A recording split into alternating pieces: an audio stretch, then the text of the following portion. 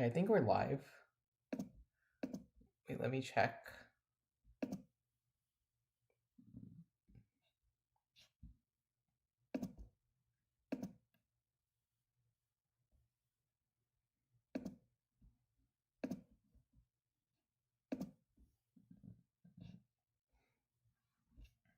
All right, I think we're live.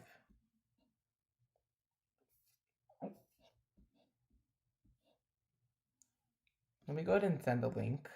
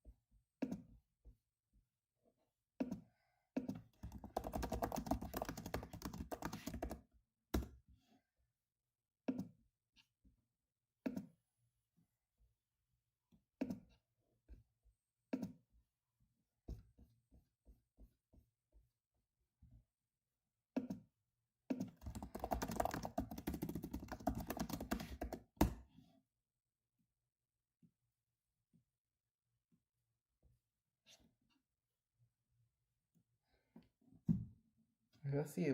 Let's wait for a few more other people to join.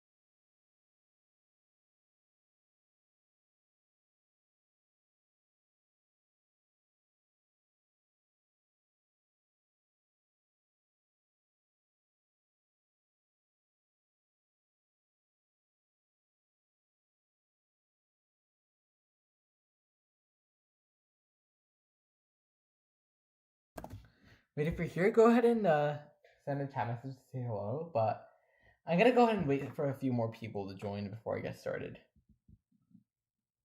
Because right now I think only one person is watching.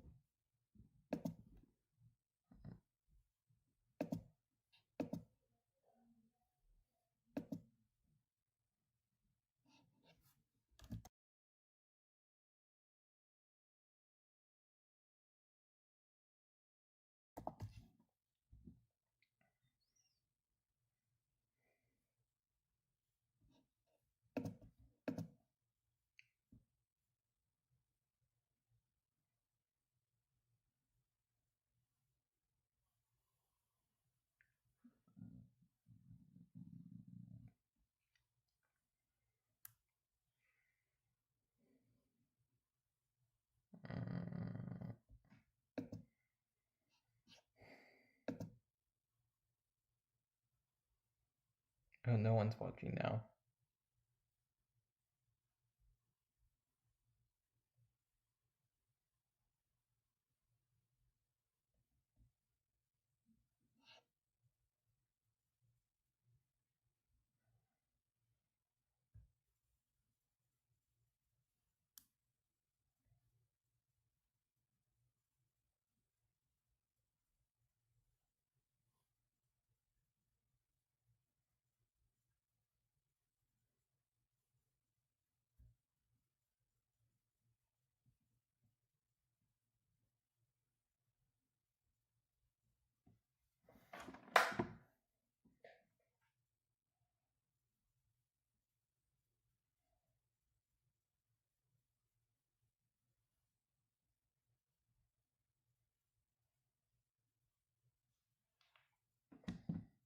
Hi, Kevin.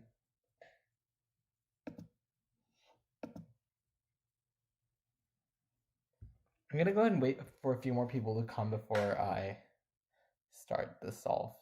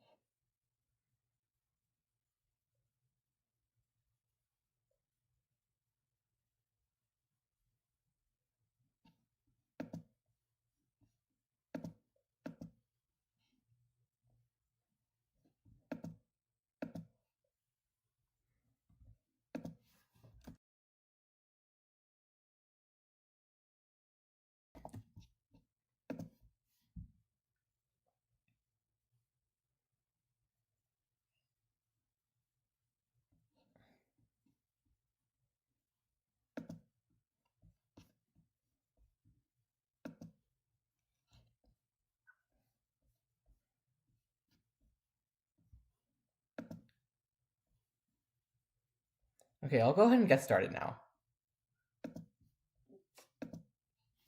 Okay, so what I'm gonna do is open up a timer on my computer. Also, I wanted to set the record straight and say that that when I was trying to browse YouTube today, the only thing I know about this IMO day 2 is that problem 5 is a functional equation or functional inequality. That's the only thing I know about day 2. Other than that, I don't really know anything. Okay, so I have the timer up here in the corner. And I'm gonna go to imoofficial.org. And if I click on IMO competitions, then the problems should show up whenever I click on the problems button here. And when I click on the problems button, the problems button will show first the day 1 problems, which I looked at over here. But I'm going to be looking at the day 2 problems now. All right. So am I ready to get started? Yeah, okay. So let's get started.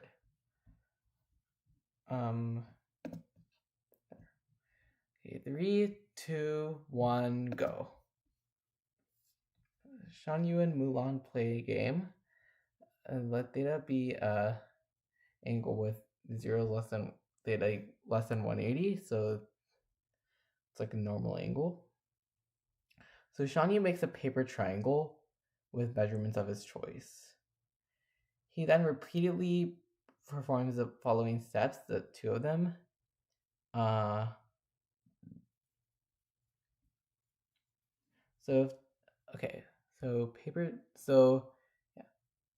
So if it has one angle measure exactly theta, then the game stops. Otherwise, okay,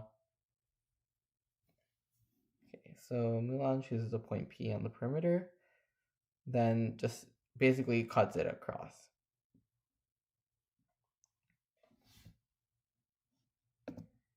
Oh, this is a very interesting comp by Geo.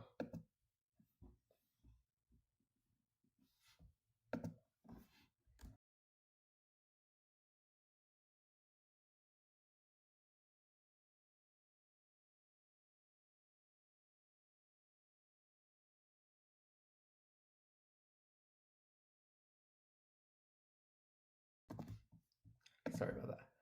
And the question is, when can Mulan win?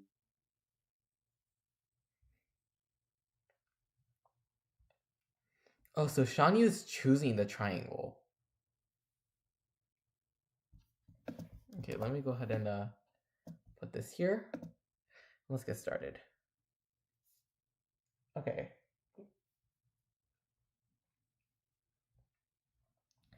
So like I know that theta equals 90 wins. So theta equals 90 because no matter what Shanyu does, you can always like draw on the altitude and win.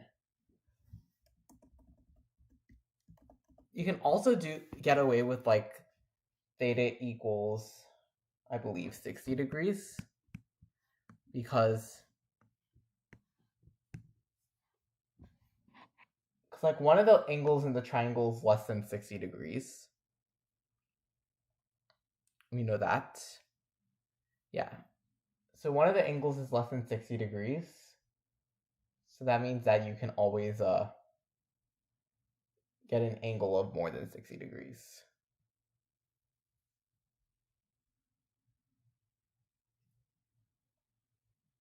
Yeah, you can always get an angle of 60 degrees. So if you do that, then what you end up with is a 60 degree and a 120 degree. Then Shanyu can either discard this triangle or this triangle. If he discards this triangle here, then Mulan wins. And then otherwise you have a 120 angle. Oh, and then you can just split that in half. And then you get 60 and 60, and then you're cooked. Okay, yeah. So let me put down the values we know win. So 60, 90.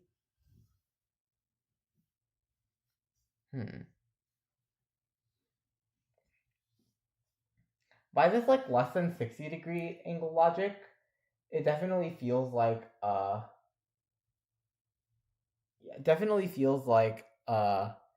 theta has to be something related to 60 degrees.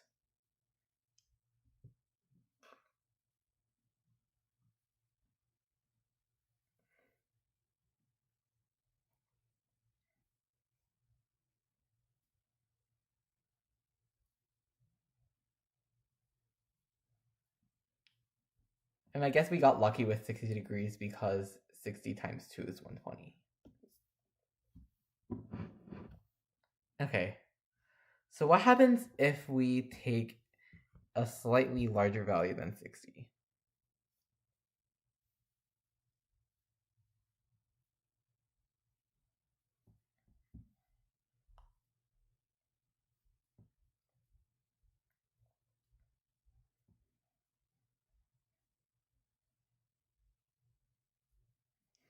Oh, wait.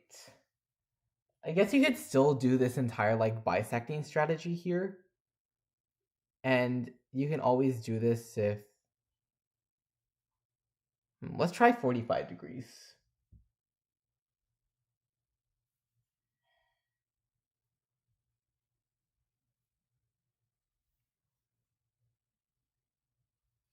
Okay, so if we have 45 degrees here, so let me draw a very reasonable size diagram.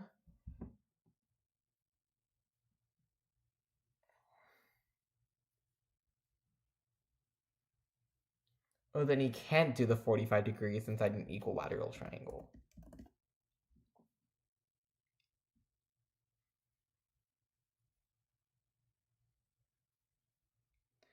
Oh, wait, any obtuse theta fails because, like, hear me out. So if you start off with an acute triangle, then no matter what Shawnee does, because and then he always draws a line like that. And either one or both of the triangles are like one of them is one of them is obtuse and one of them is acute, or both are 90 degrees. And Shawnee can always get rid of the obtuse one. So therefore, you can always assume that the triangle's like always going to be acute or right. And this always forces like theta is less than or equal to 90 degrees. Okay, so that's like useful to know. So what else could we do? We know that theta equals 90 works.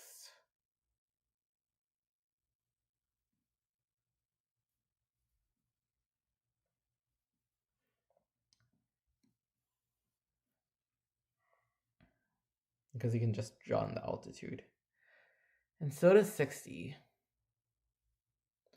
But then we're wondering, does anything else work?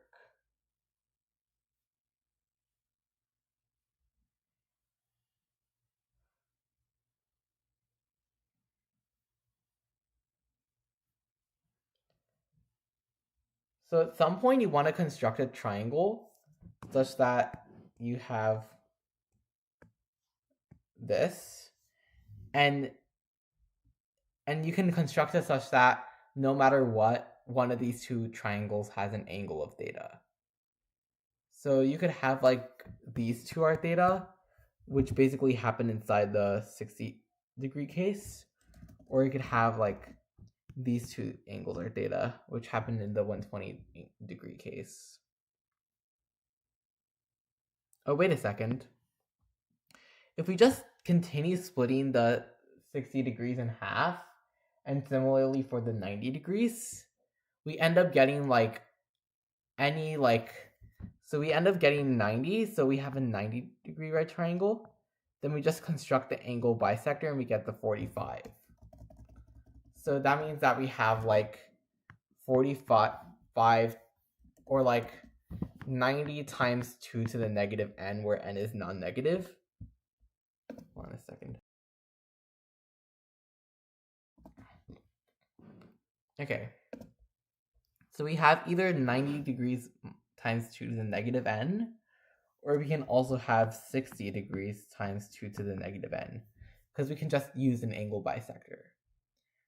And in general, if x works, then so does x over 2 to the n for any non-negative n by this angle bisector strategy. Okay. So let me go ahead and, yeah, so the only way for those two to be equal is like that.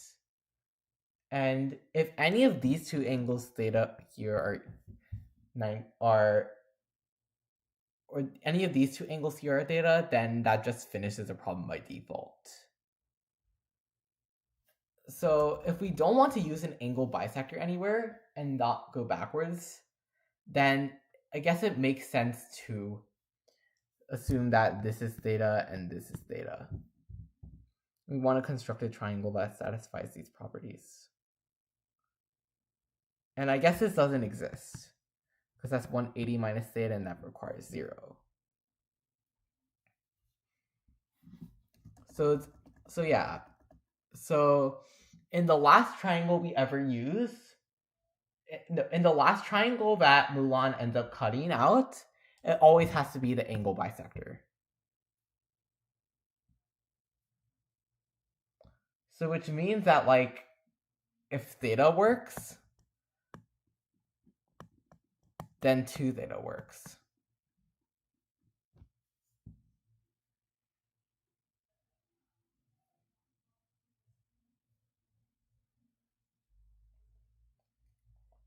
But then this is like very, very strange because you're looking at the case where, I don't know. So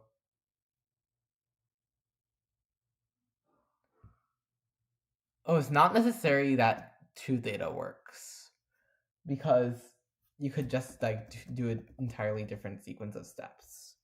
But you do end up having to construct a 2 theta angle here.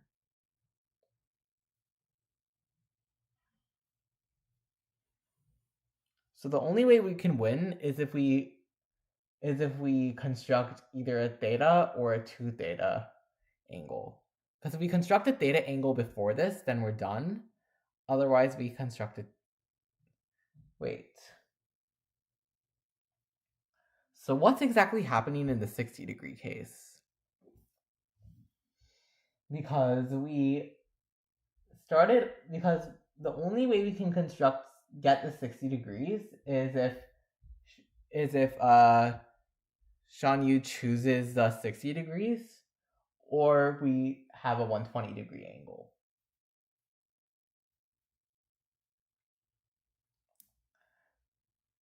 So likewise, either Shan Yu chooses the theta angle or chooses a 2 theta.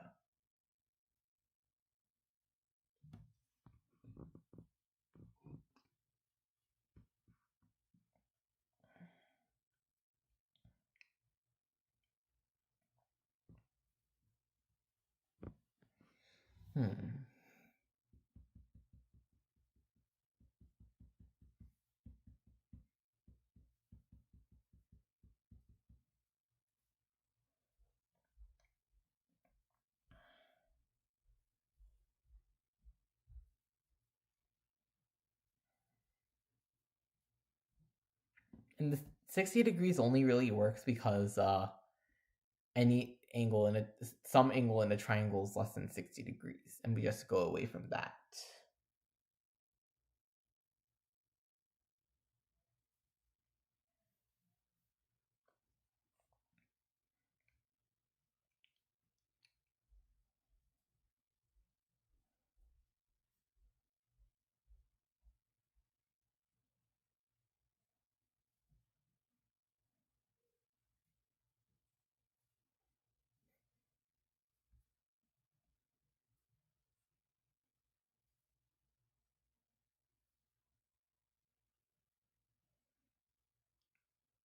What if he has something like, because we did a 60 plus 1, a theta plus 2 theta equals 180 degrees?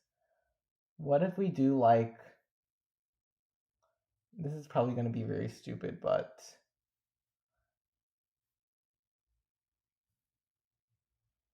actually no, it'll be like not a good idea.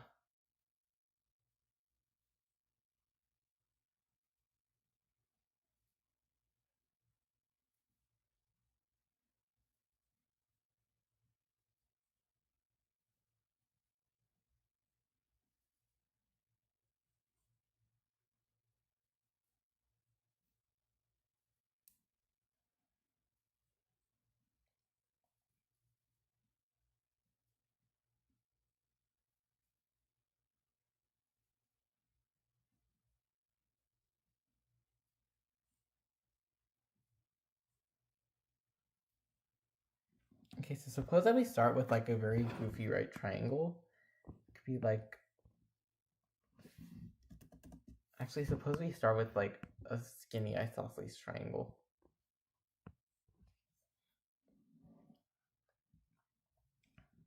Or like a not so skinny one, more or less. So something like this.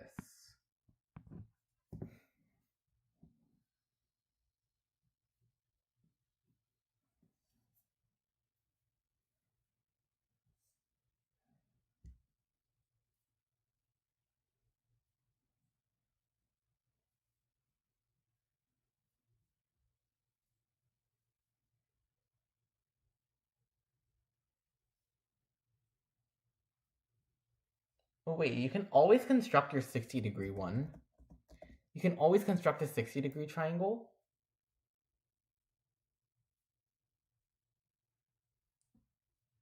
I think I like where this is going. So So suppose you have a 60-degree triangle, or you have like this triangle here, and you end up constructing the 60-degree one here, or you have the 120-degree one here. Then from the 121, you can end up doing something like, okay, so suppose that you choose the 121 without loss of generality. Or suppose, because then you can always get to a 60-degree one, as I said earlier. Then what if I split this one like this into like a chunk of measure 60 over n? Then this is 60 minus 60 over n. And suppose that our magic value of theta equals 60 over n. One.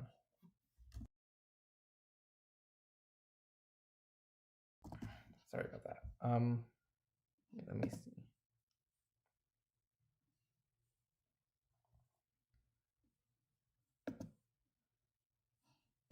Okay. So suppose we have like a theta equals 60 over n for some positive integer n. Then we can end up getting this chunk out. If Shanyu chooses this chunk, then we're left with 60 over n, and that wins. Otherwise, we can just keep carving out chunks until we get the 60 over n that we need. So really, this proves that any like 60 over n, where n is a positive integer, works.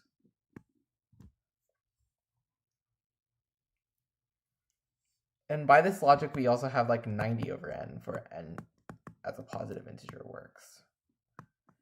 Wait, could we like generalize this strategy for any like, okay, so all right, so let me go ahead and draw this triangle here again. And suppose that like, and we can, because one of the triangles has an angle less than 60 degrees, we can end up constructing the measure of theta, which is between 60 and 90. 90 can be with the altitude, 60 degrees because one of the angles is less than 60 degrees. So we have this value of like theta prime, where 60 degrees is less than theta prime. It's less than 90 degrees minus theta. Is less than 90 degrees.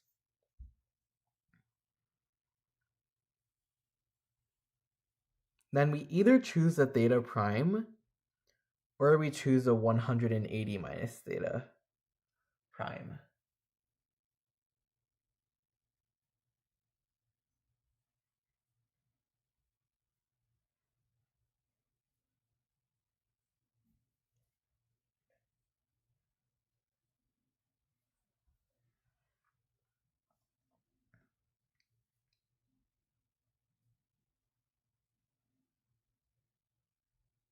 Like, suppose we have a value of theta that we want to construct.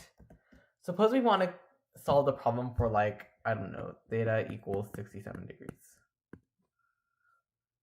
Then our best bet is to start off with a 67-degree triangle here, and then this becomes 113 degrees.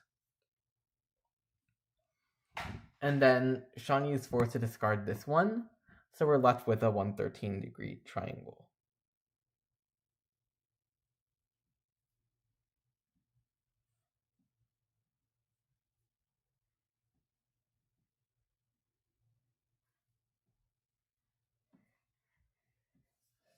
And we want to end up with 134-degree angle.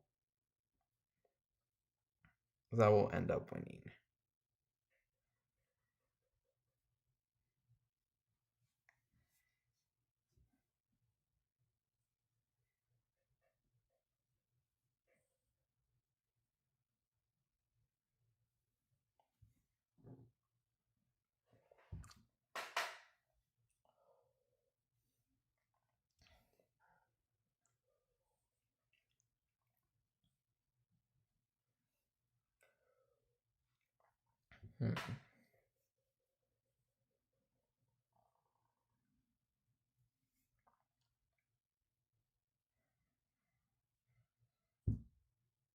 Yeah, in general, like if we generalize this strategy, we get like theta works, then so does theta over n.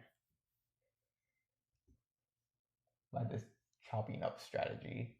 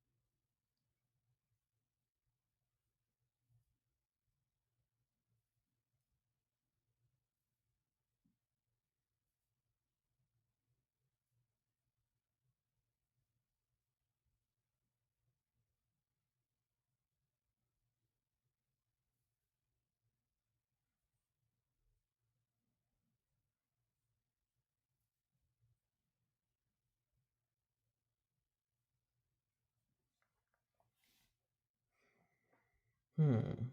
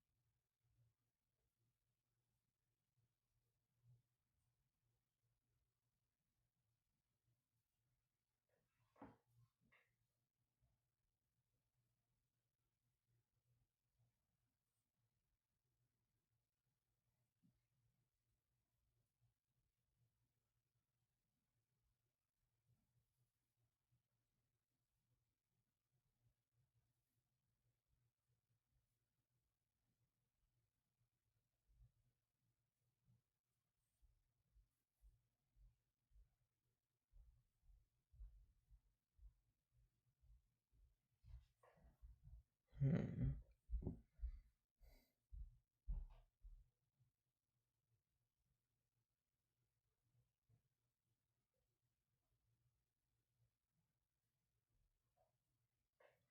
Okay, so suppose we start off with an equilateral triangle.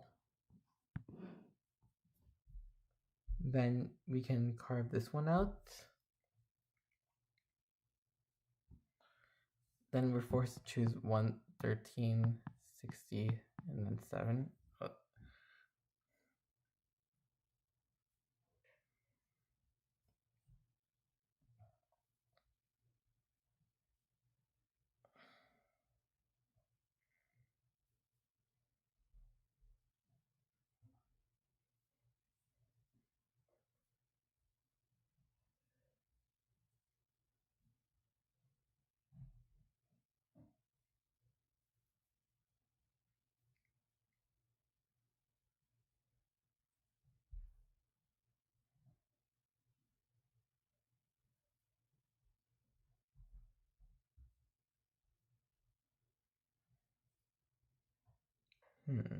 So like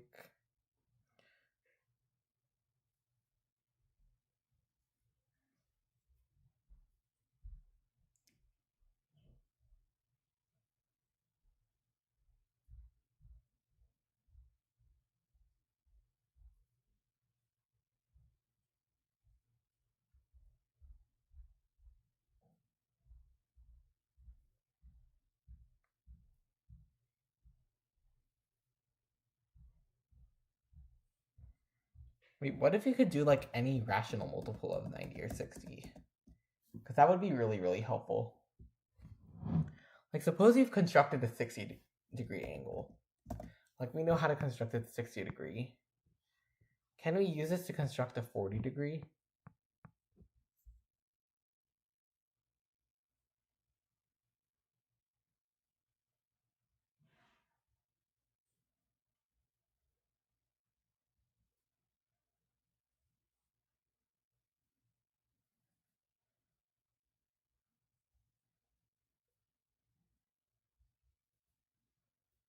Probably not, because like if you try doing the chunking strategy, then you're gonna be left with this 20-degree angle, and not much to be done with that.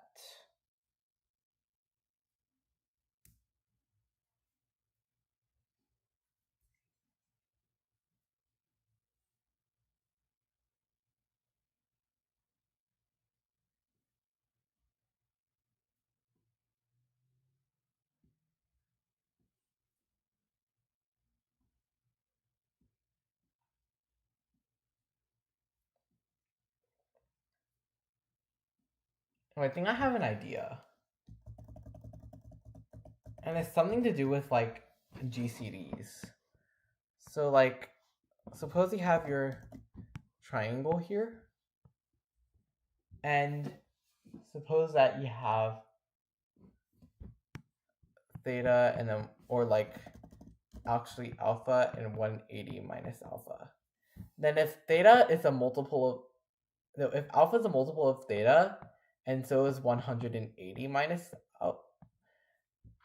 alpha,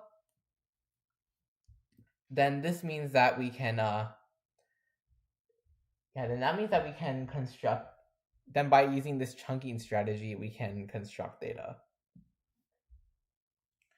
And this happens specifically when theta divides 180 degrees, or in other words, theta equals 180 degrees over n. So this 180 degrees over n that I said over here, and obviously n is greater than or equal to 2, this basically encapsulates both of these guys and both of these guys. So I like where this is heading. And the theta equals 180 degrees over n might actually be the answer.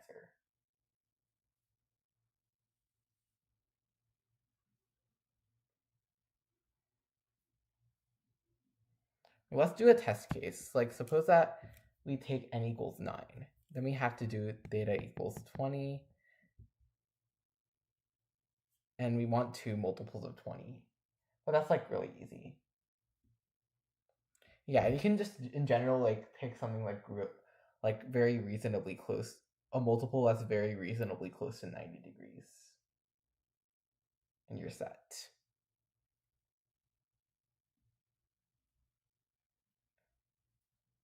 Or actually, wait, Shanyu can't guarantee equilateral. You can't always guarantee an equilateral triangle, but in any triangle, you can always get like arbitrarily close to 90 degrees.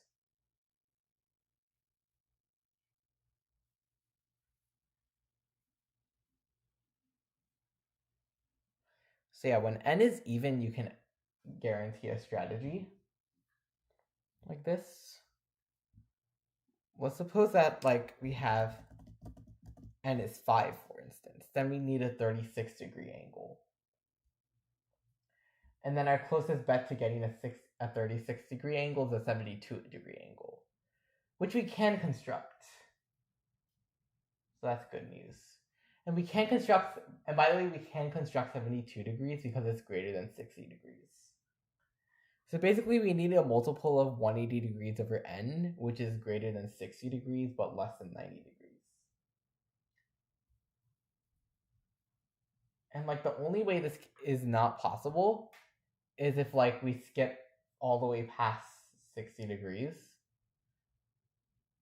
We go from like 59 point something to like 91 point something.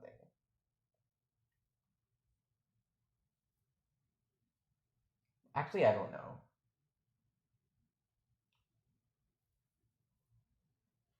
Yeah, and that's like only possible for like theta is less than or equal to 6, or n is less than or equal to 6. And then just like when n is even is easy, when n is 3 it's easy, and then when n is 5 I just said it works. So therefore like all these values of theta end up working. But the question is, do other values of theta work? Like, why can we prevent like 40 degrees, for example? Or some other like nice angle like 75 degrees? Why can we always prevent it?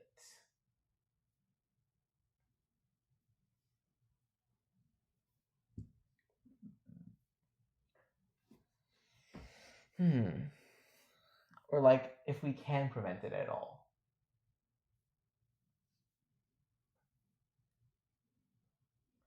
What would Sean use starting triangle be? Wait, let me read the problem statement. Theta is known to both players and is chosen beforehand. Cool.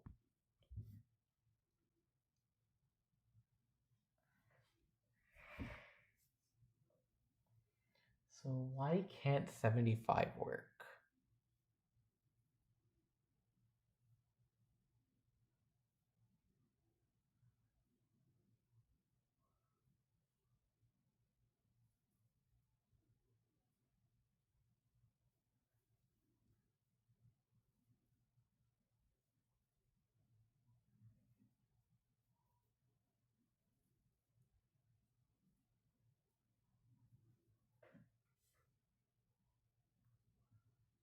Oh, wait, I guess I know a proof that like 75 doesn't work.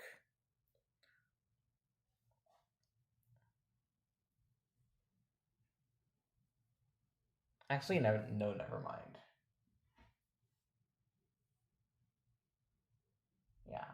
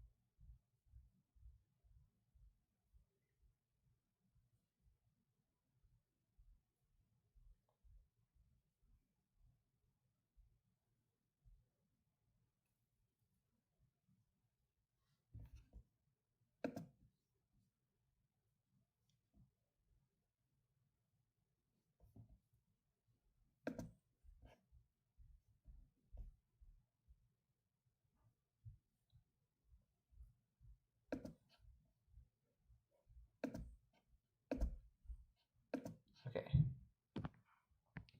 Yeah, so let's try like thinking about like why, like what could make these values fail, I guess.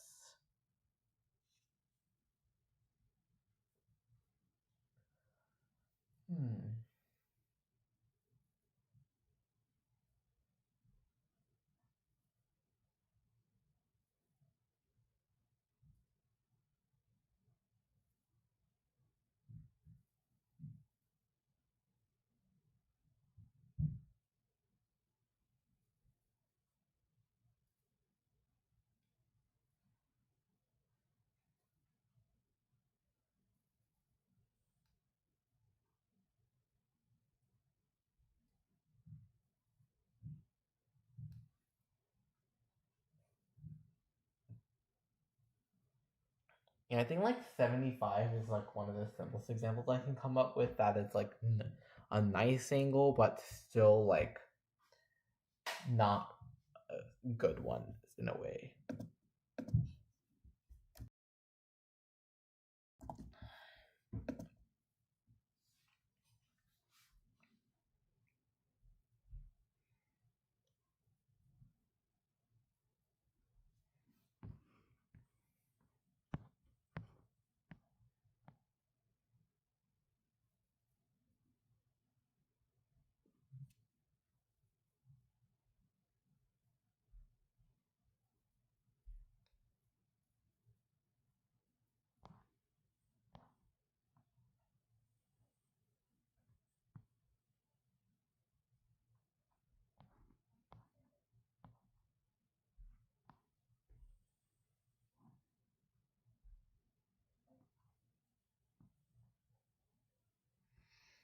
Yeah, so like what could Shanya's original triangle be that prevents all of this from happening?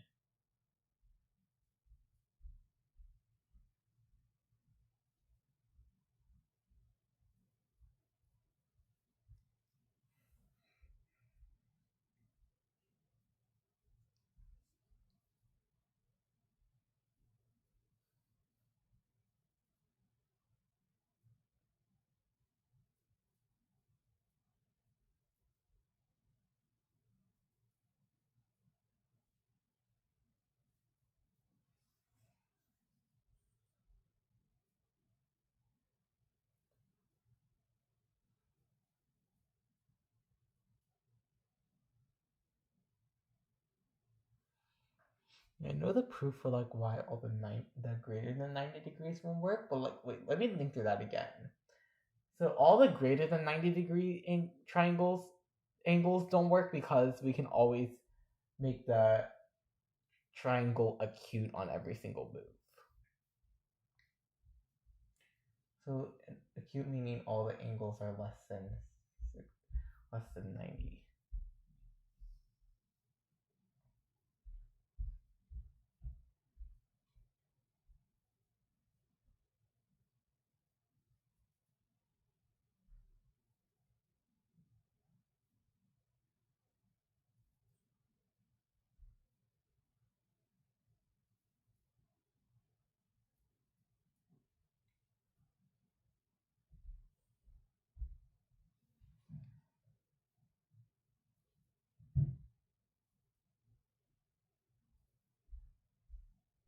Actually, wait. The only way we can really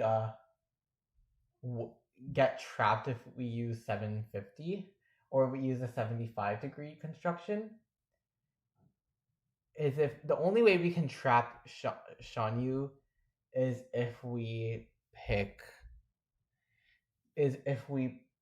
have two theta. So like if we have 75 originally, then we must trap him with a 150-degree angle, as I said earlier. So it really boils down to proving that we can either construct 75 degrees or 150 degrees. One of the two.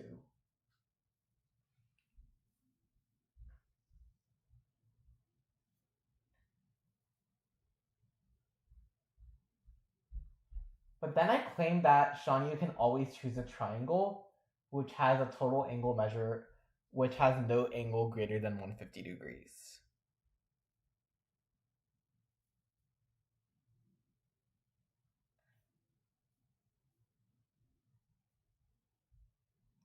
Like no matter what you try doing, you can always get with like less than 150 degrees.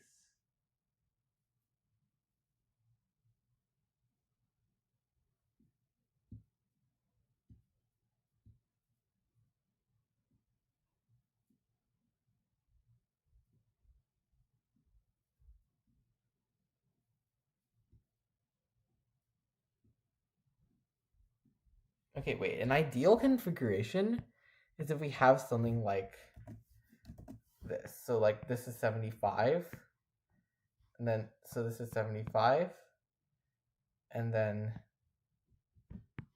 this is 150. And that requires this to be 75 as well, and that's already cooked. So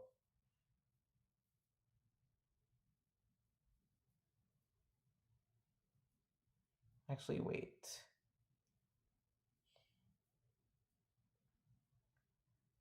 Oh yeah, then we already have a 75-degree angle here. So we're set.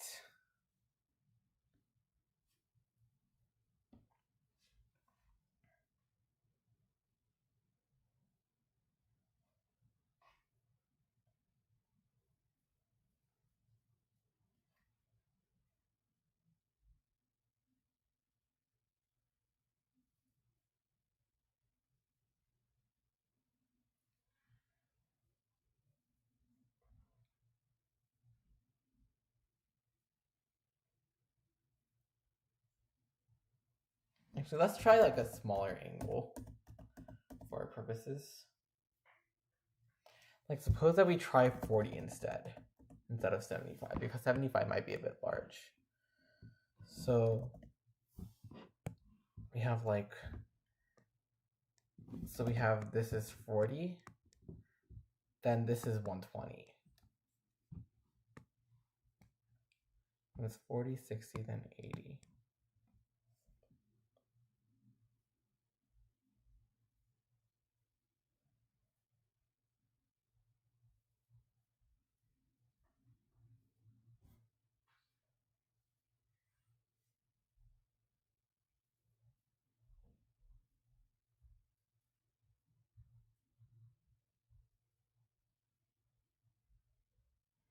And then we need this angle to be like less than 60, and this angle's here to be greater than 40. But if we have this 80 here, then we just like bisect that. That's a simpler way to win. Like suppose you have in general like theta and like k theta here. Then this is just k minus 1 theta and you can just win that way.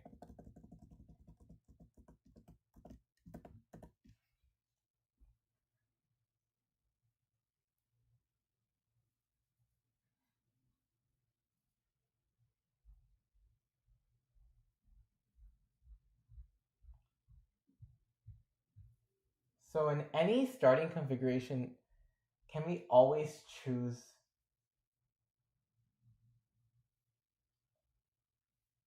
an if we start like this here and whatever we do here, can we always choose a triangle such that none of the angles are a multiple of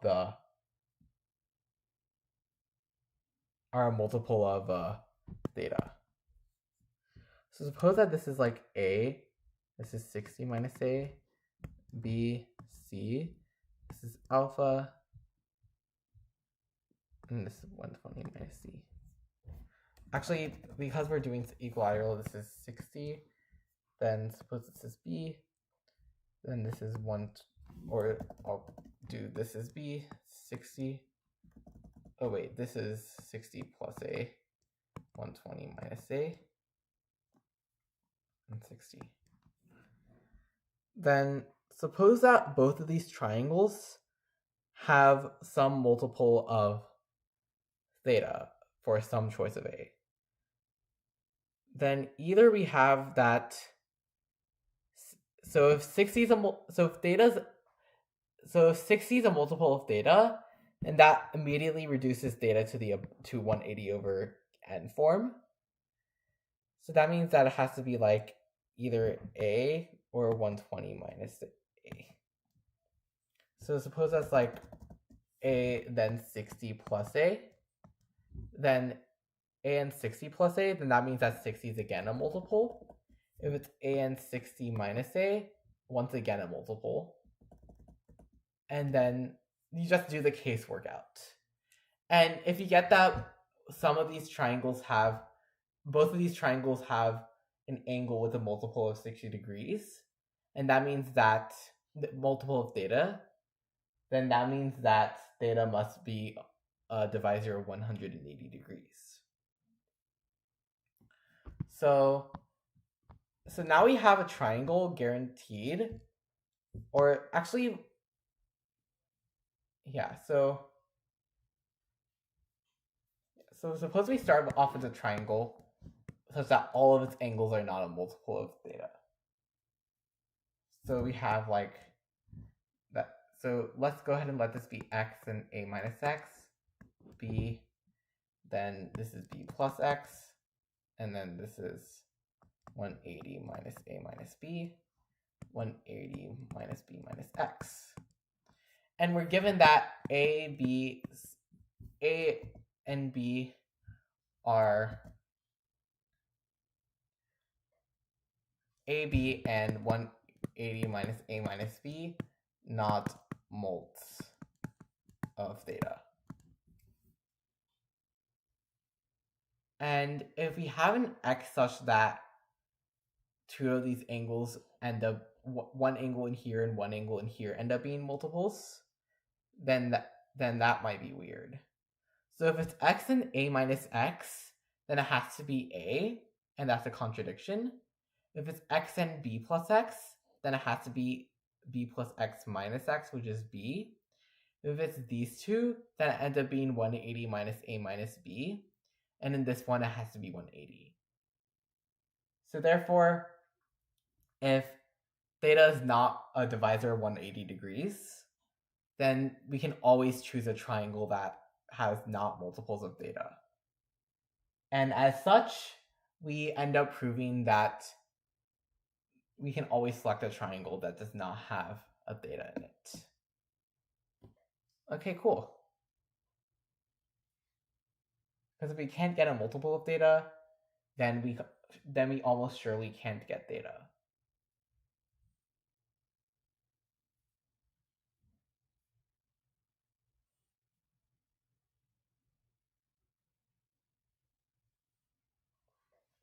Okay. I think this solves it. Alright, I'm gonna go ahead and write it up now. Alright, solved.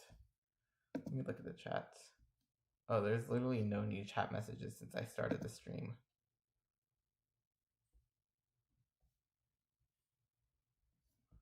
Wait, hold on.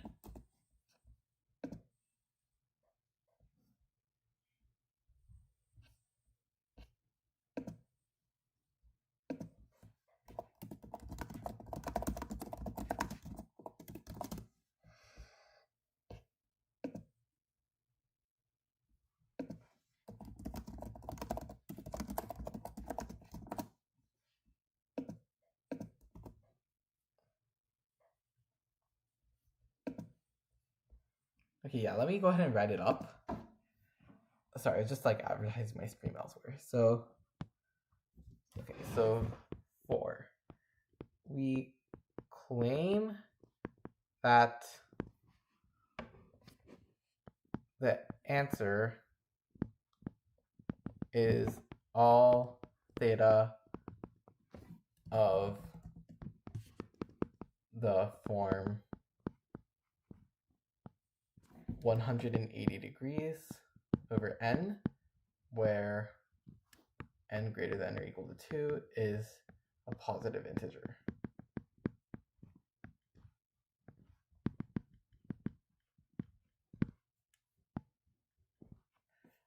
Okay, so I should probably write the bound first.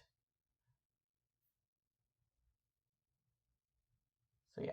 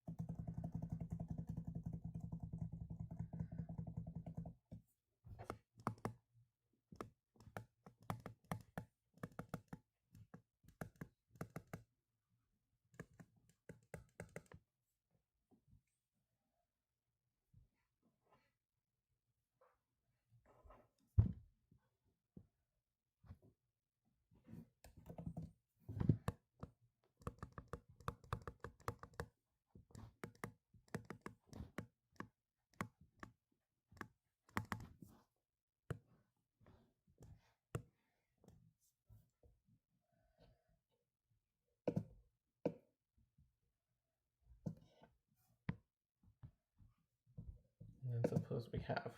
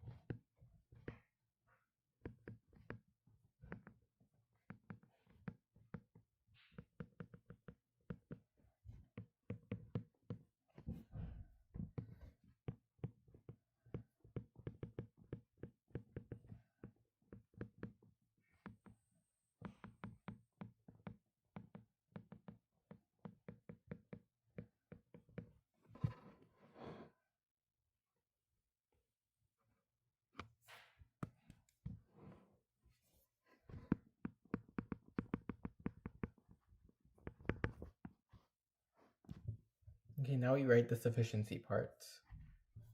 Wait, I want to check if I'm... Oh, hi, Lainey. Oh, hi, Tony, I meant. How's math camp going for you guys? Sorry, I just saw that chat message.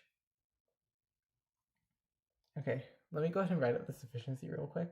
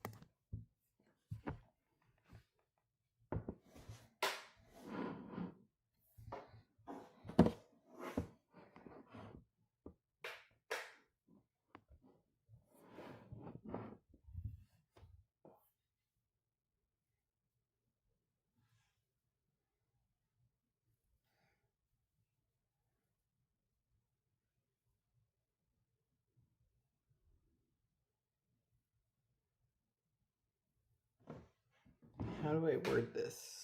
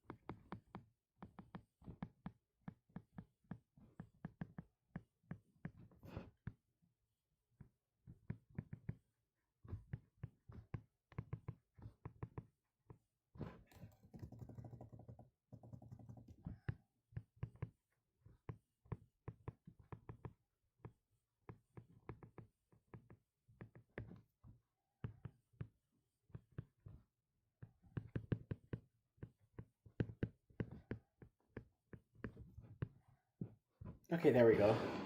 I finally wrote it up.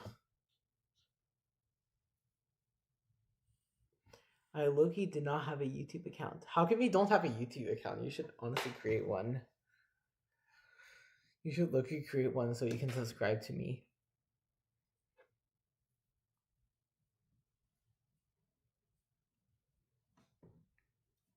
Okay. I'm gonna go ahead and take like a quick break and probably like interact with the chat, talk to the chat a bit, and then move on to problem 5. Problem 4 was like honestly like somewhat hard for problem 4. Like the write-up took me like a while because I had to construct so many diagrams and deal with an edge case. Maybe like I'm going to personally claim 15 mo's, but I would not be surprised if the majority of people said 10 mo's. Yeah, this is definitely like not like super easy. So like yeah, look how huge my write-up is. For context, this was my entire workspace here. And then this is my entire write-up.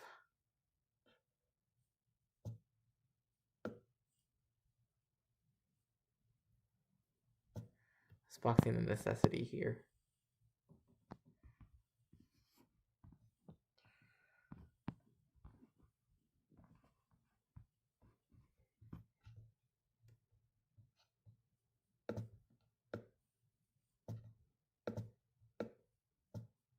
Okay.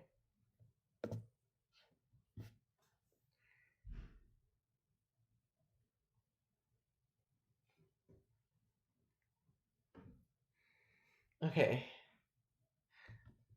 Wait, let me see. Oh, his by. It looks like only like 3 people other than me have like sent a chat message.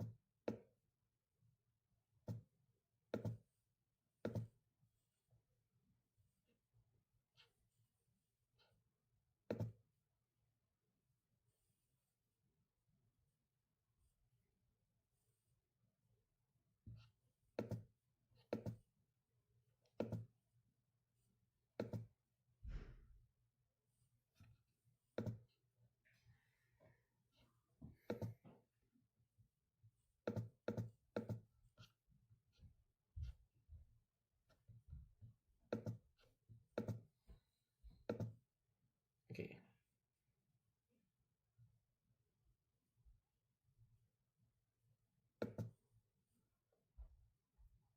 Alright, I'm gonna go ahead and move on to problem 5. Okay, I'm gonna go all the way over here, zoom in much more. Okay, is this a good? Yeah, this is good zoom in. Okay. So let me go ahead and get problem 5. Yeah, I've heard that this is a functional inequality. And this seems like very cursed for reasons.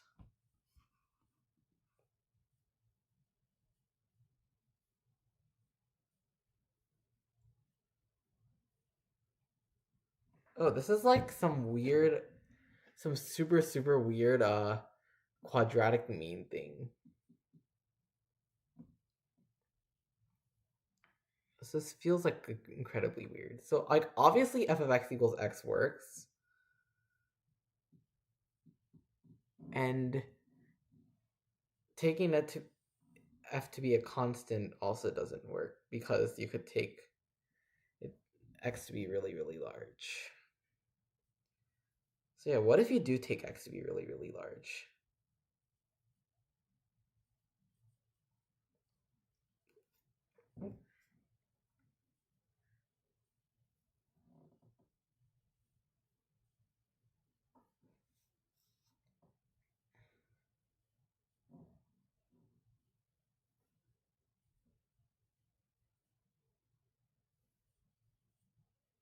Okay, so let's like try dealing with the first inequality. So we get x squared plus f of y squared over 2 is greater than or equal to f of x squared plus 2f of xy plus y squared all over 4. 2x squared plus 2f of y squared is greater than or equal to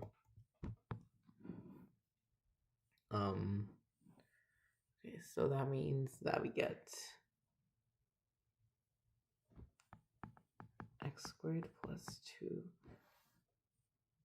f of xy plus y squared.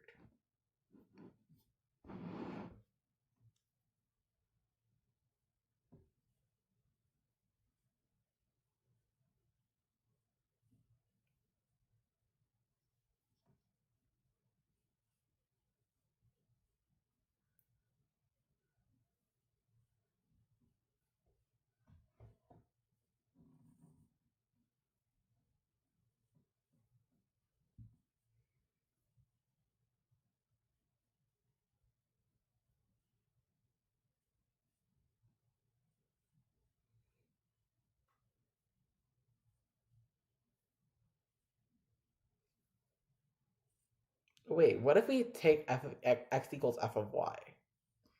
Then this gives f of y is greater than or equal to f of x plus f of x plus y. No, plus, oh yeah, f of y I meant. Y over 2 is greater than or equal to f of y again. So therefore this entire expression here becomes f of y. So f of y plus y is equal to 2f of y. Okay, so this is like already really, really useful.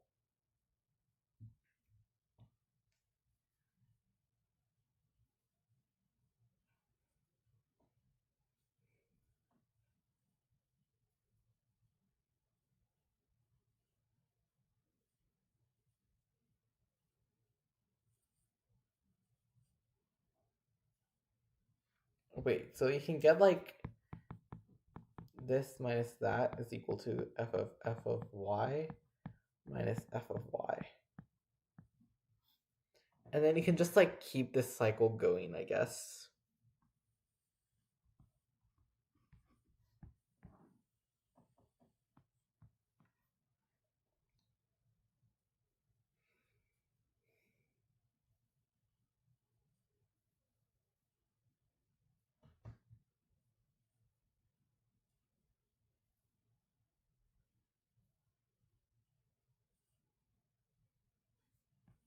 And likewise, if like f of y is equal to some quantity z, then plugging in x equals z gives like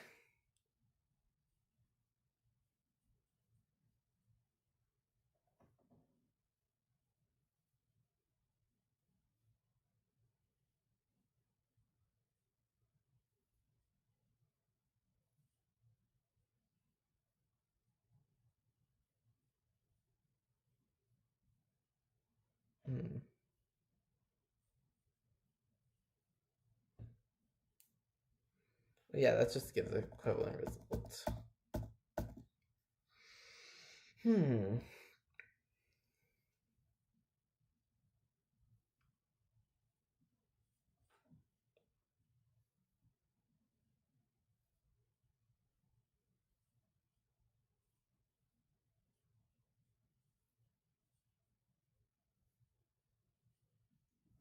This is also greater, greater than or equal to 2x f of y. Actually, 4x f of y.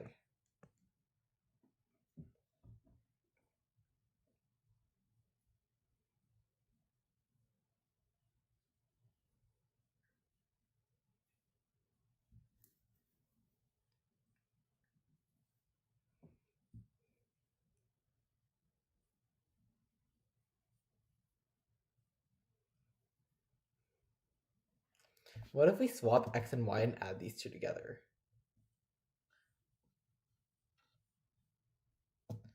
Then this gives 2y squared plus 2f of x squared is greater than or equal to f of y squared plus 2f of yx plus x squared is greater than or equal to 4yf of x. And add them all together, you end up getting 2 times this x squared plus f of x squared plus y squared plus f of y squared is greater than or equal to, again, this sum here, 1 times sum plus 2 times that, and then, if you add these two together, then you get something trivial, because basically what that's stating is that the average of two numbers is between the two numbers. So this doesn't seem to be doing anything useful. I'll go ahead and write down what I do know at the top here.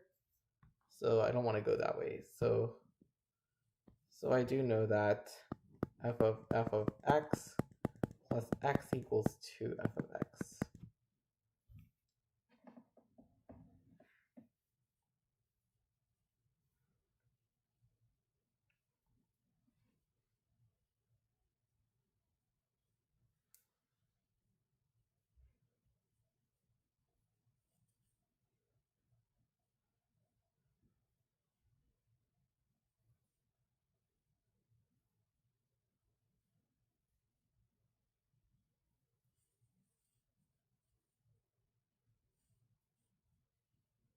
Then what if you try doing y equals f of x immediately? Then you get 2x squared plus 2f of x squared is greater than or equal to, okay, so we have f of, that's just 4f of x squared. It's greater than or equal to 4x f of x. So x squared plus f of x squared greater than or equal to 2f of x squared greater than or equal to 4x f of x. Oh, this is 2, my bad. So f of x squared is greater than or equal to 2x f of x. And this is just true by AMGM, this one here. And the other one here, also, like, I guess true by an application of AMGM.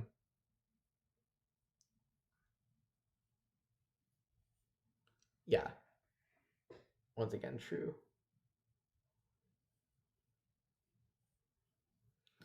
So, like, doing that again does nothing beyond what we know.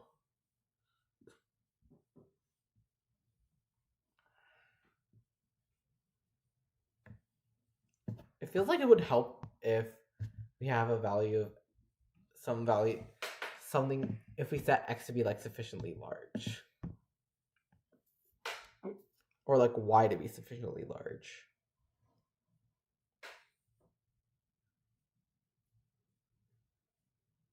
Okay, so like if we set y to be sufficiently large, so like as y goes to infinity, then this expression here goes to infinity, and so does this one here. Yeah. Okay, so this is, so as y goes to infinity, this goes to infinity, and therefore you get that. Wait, actually, let me go ahead and hide the chat from my OBS. There we go. Yeah, I do not want to like get spoilers when I want to check if I'm muted or unmuted or not. Okay. But yeah. So you get so if y goes to infinity, then so does this, which implies that f of y goes to infinity as well. But then it's only gonna stay like bounded between these guys here.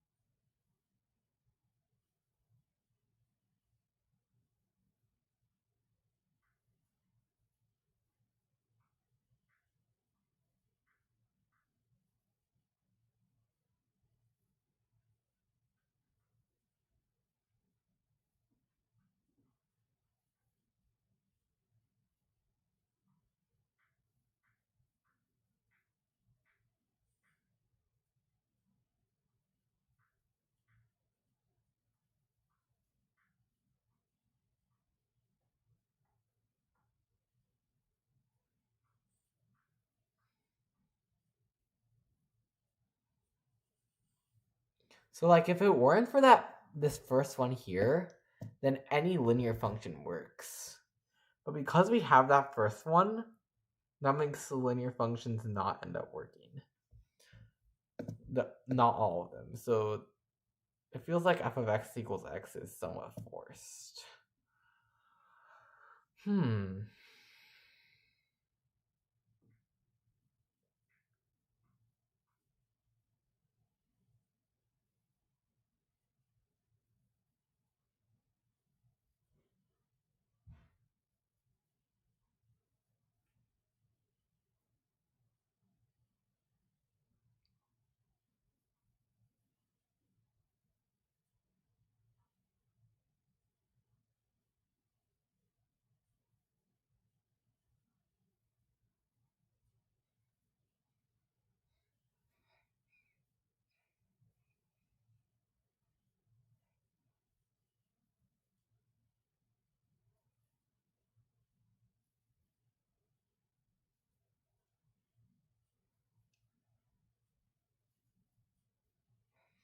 Now, if we try swapping x and y and doing any combination of that, then we're just gonna get like a trivial statement by AMGM.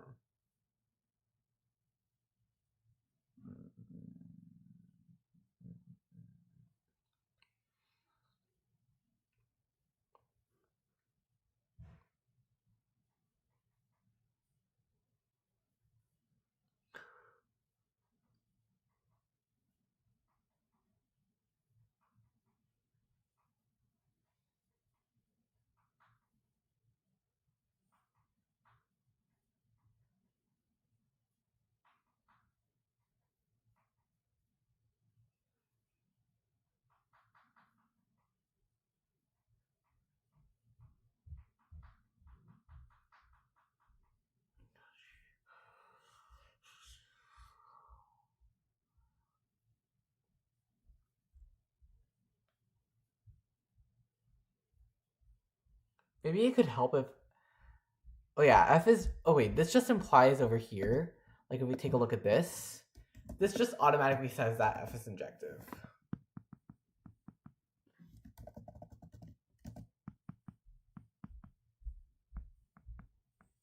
Because if f of p equals f of q, then these two terms are equal, which implies that these two terms are equal. Like determine this is equal to determine the other one, determine this one is determine the other one. So determine this, which is p is equal to the one and the other one, which is q. So f is injective. That's good to know.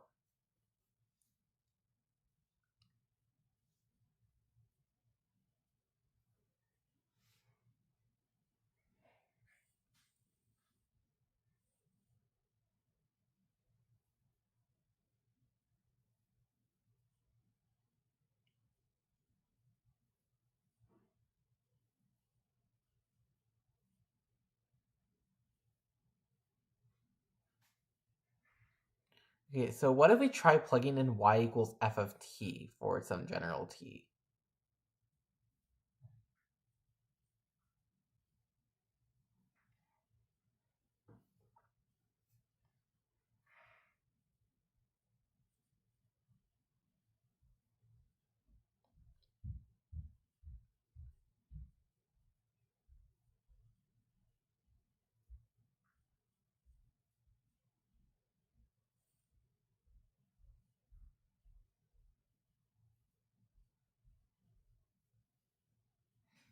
So we get 2x squared plus 2f of squared is greater than or equal to x plus 2f of x t plus f of t squared.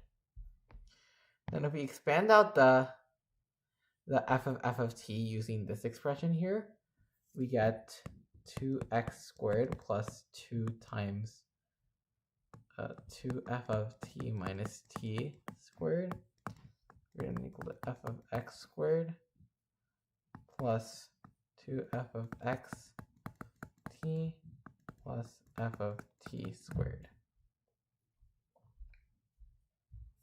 So 2x squared plus 2t squared minus, let's see, 8t f of t plus 8f of t squared is greater than or equal to f of x squared plus 2f of x f of t plus f of t squared.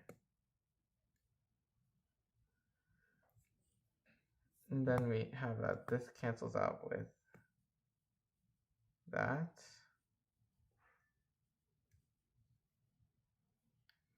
So you get something really, really weird.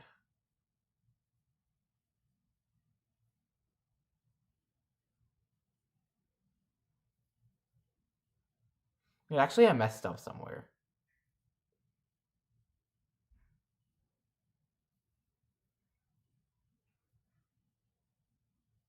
Oh yeah, I didn't mess up, my bad. Okay.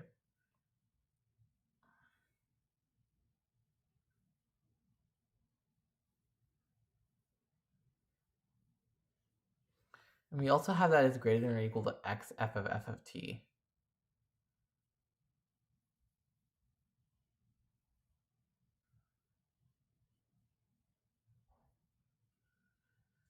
And then this is greater than or equal to 4x 2 f of t minus t.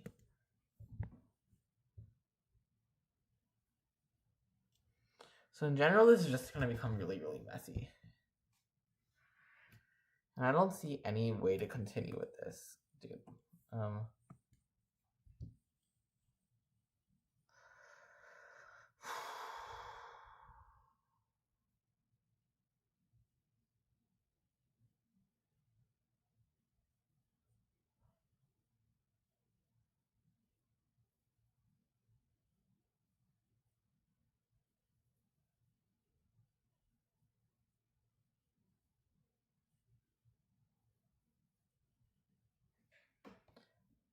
Wait, if we set t equals x, then I'm pretty sure you just get something useless. So like 4x squared minus 8x f of x plus 7f of x squared greater than or equal to f of x squared plus 2f of... Yeah, you get something useless. Specifically like x minus f of x all squared is greater than or equal to 0. Which is definitely not very helpful.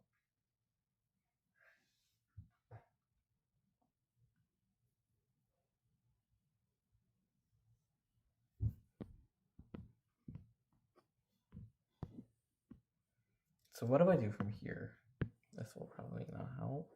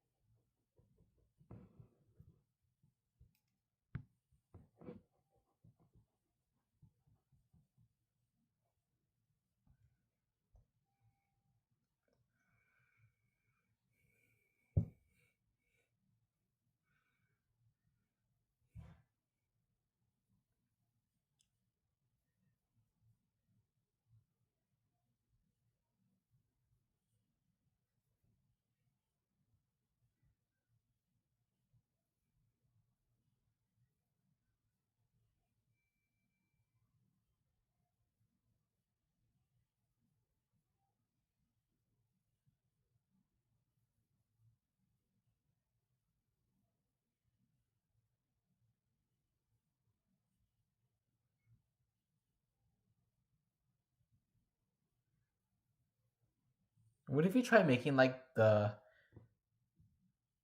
weakest bound we possibly can?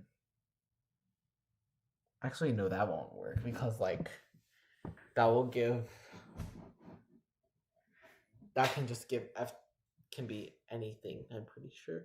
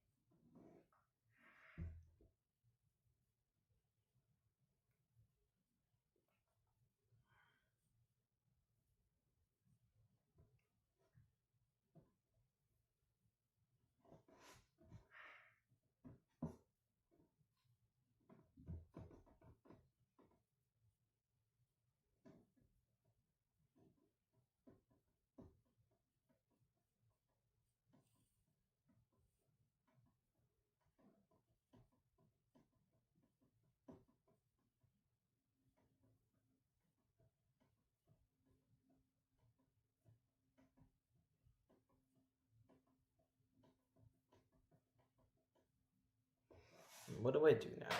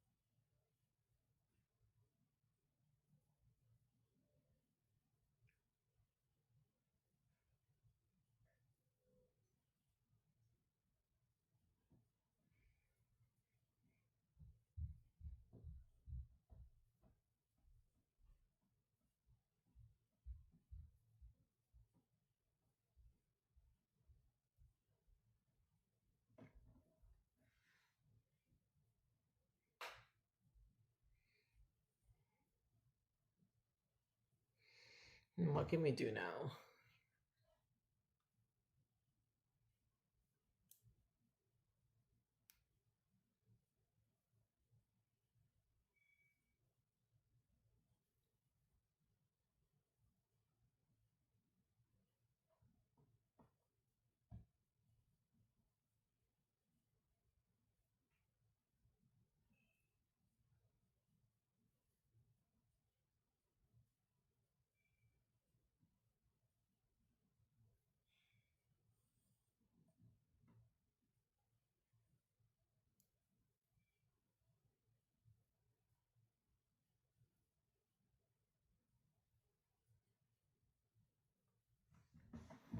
There might be two cases we can consider actually.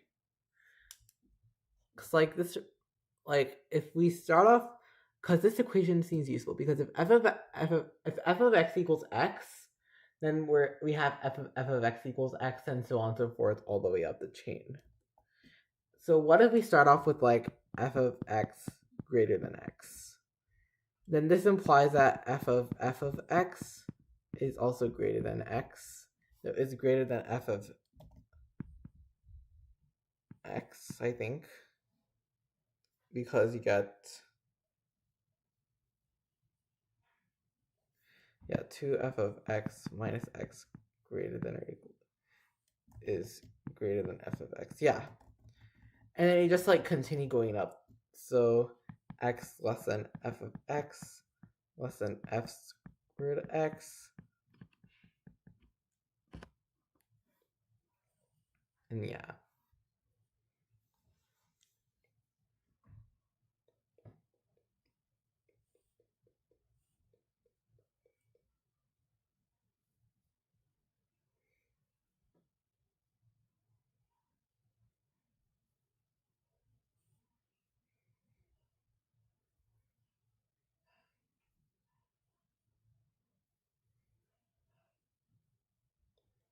This could end up being useful.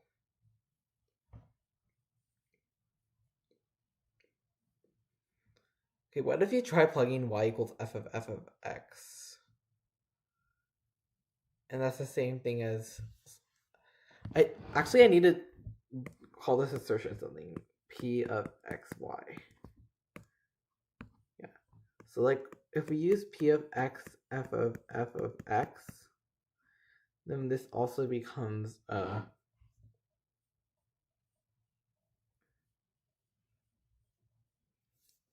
P of f of x f of x.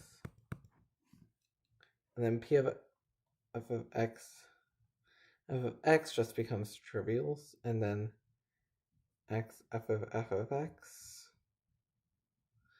becomes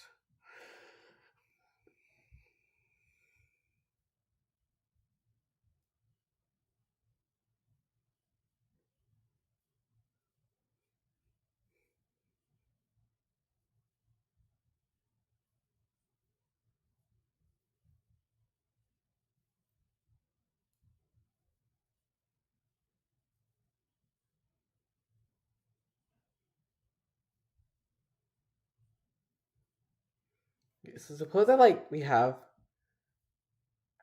f of 2. So we start with 2, And then f of 2 is equal to 3. And then we know that f of 3 is equal to, we just keep going up in arithmetic sequence. So f of 3 is equal to 4, f of 4 is equal to 5.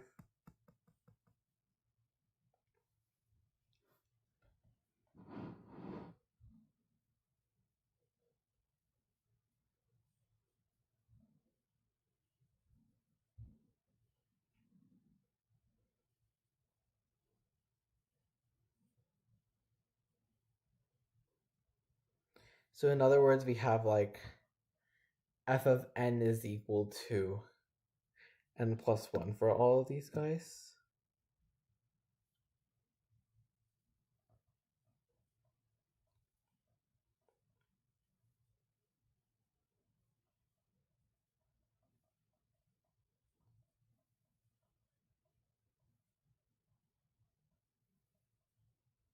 Wait a second. Oh, I think I figured something out. Okay, so x plus c also works. Yeah, x plus c just also works. This is funny.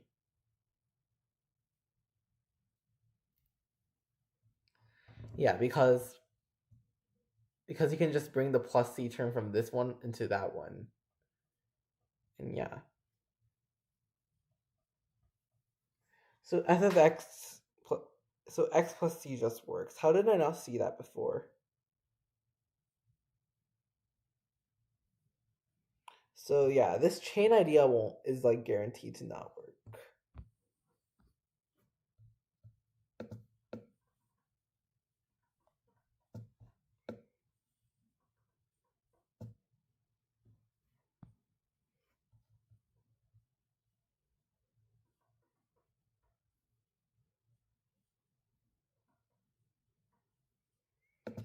Can we like show that f of x is greater than or equal to x and then define a new function?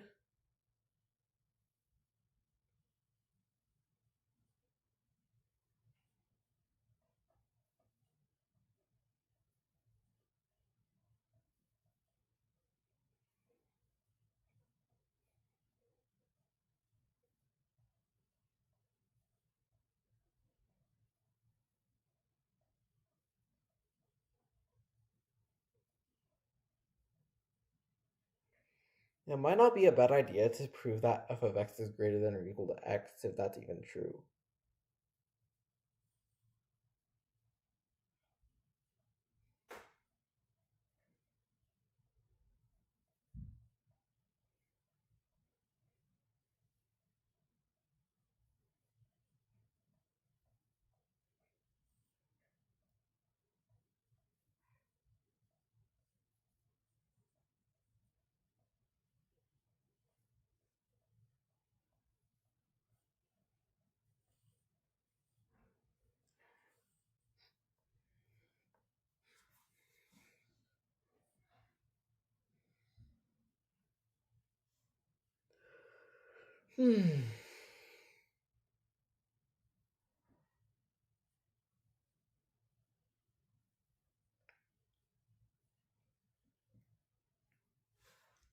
What can we do in this case?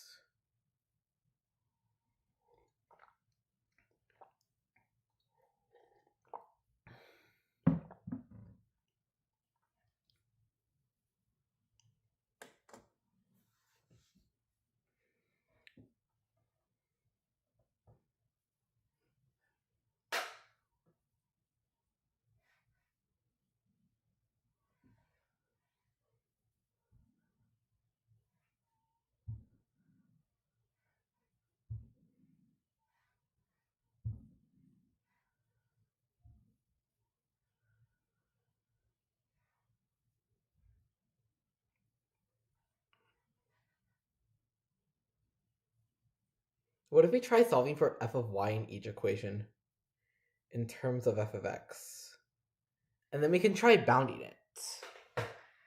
Wait, I like where this is going. So suppose that we start off with this one here and solve for f of y. Then we get f of y squared is greater than or equal to f of x squared plus 2f of xy plus y squared minus 2x squared all over 2.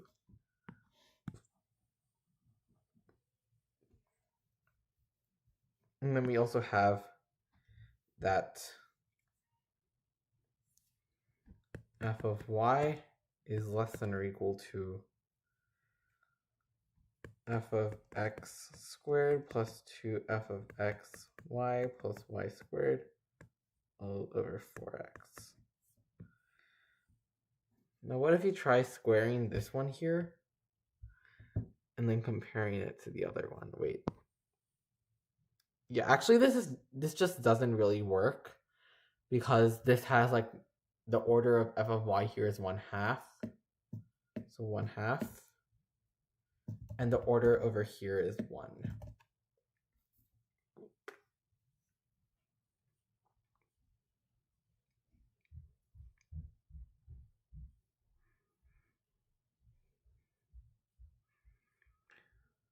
What if I try solving for f of x in terms of f of y?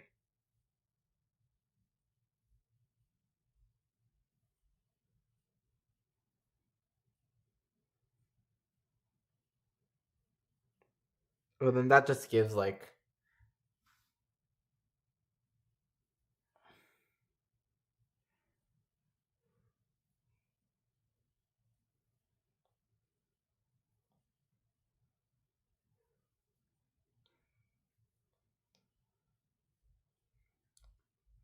I guess by like fixing a value of y and taking x to be like rather large, we get the like f is sublinear. Yeah, f is sublinear.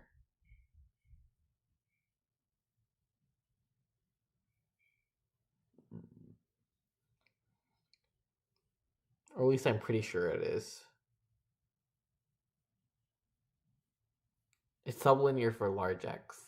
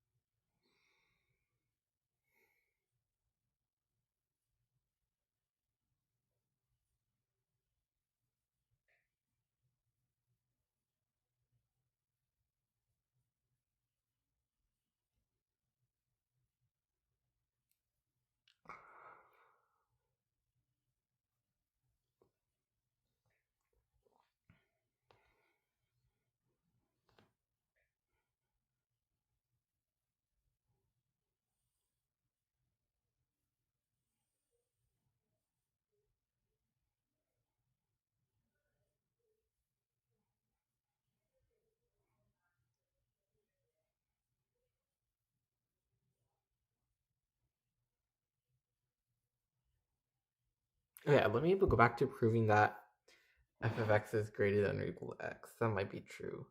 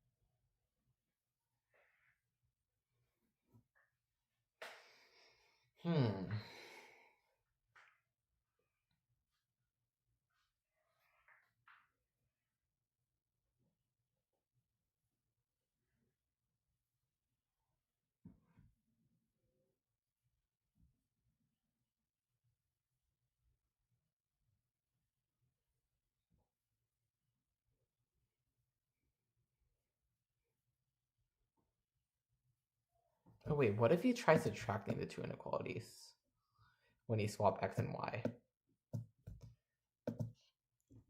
So you end up getting 2y squared plus f of x squared is greater than or equal to y squared plus 2f of y plus x squared greater than or equal to 4y f of x.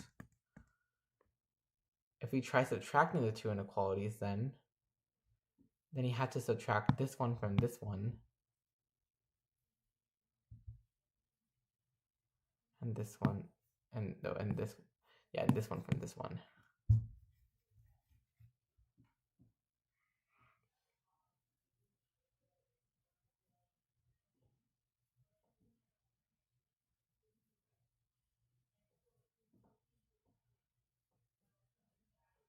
But it doesn't seem to do anything useful, I guess.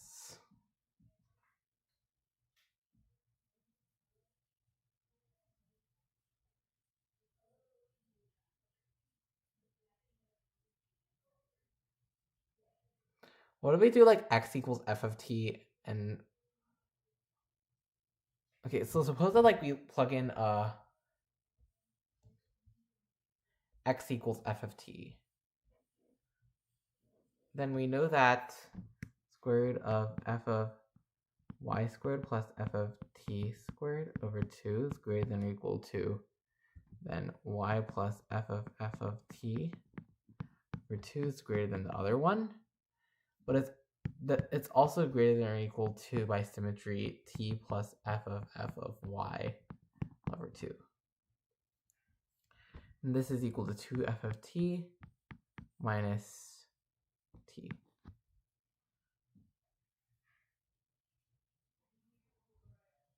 Oh, and if you average them, then you just get the same thing. Yeah, then you just get the AMGM. Oh, that's a bummer.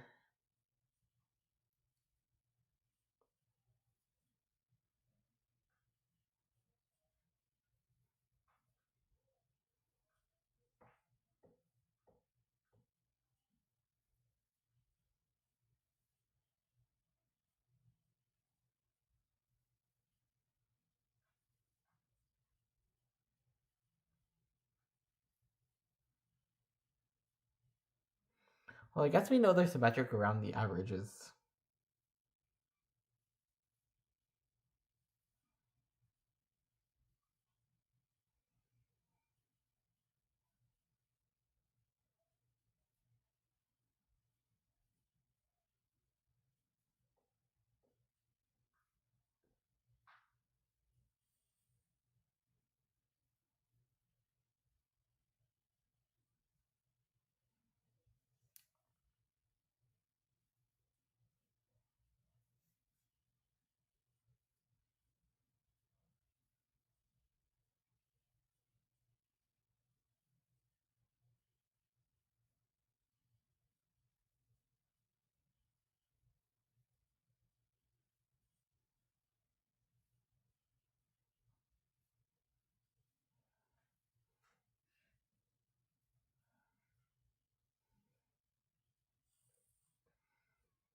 I don't see a way to prove that f of x is greater than or equal to x.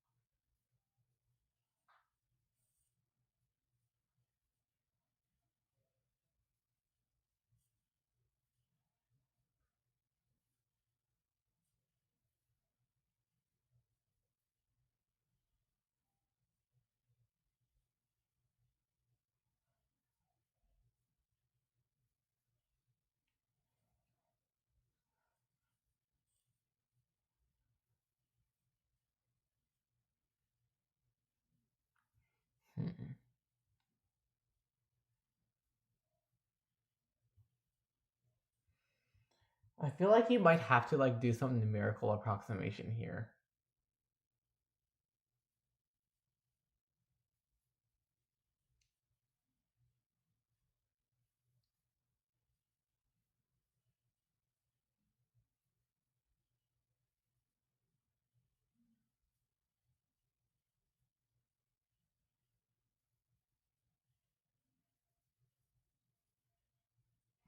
Okay, let's try doing like f of 1 equals 1.5, f of 1.5 equals 2, and so on and so forth.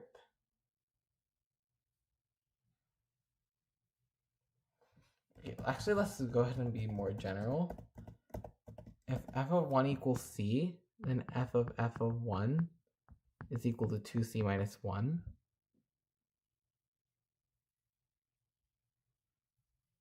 Oh!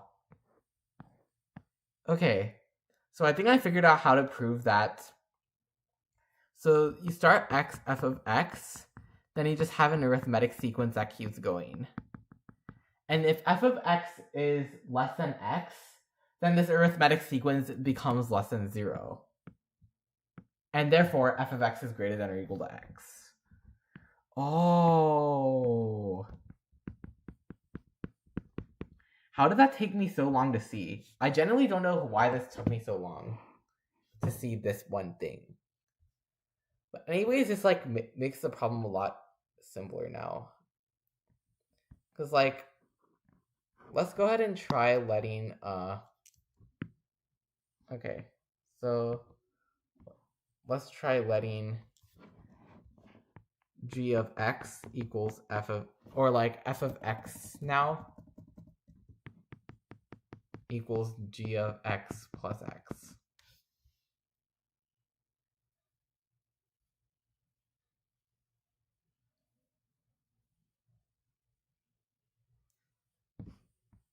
Then we know that if we plug it in, let me go ahead and erase this one here.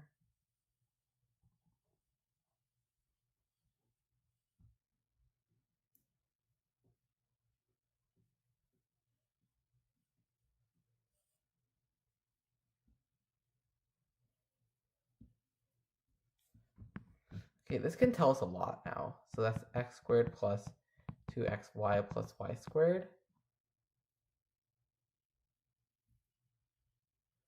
Therefore, 2f of y squared is greater than or equal to y squared plus 2xy minus x squared for all values of x. And this is approximately minimized when x is... Okay, this just gives greater than or equal to y bound again.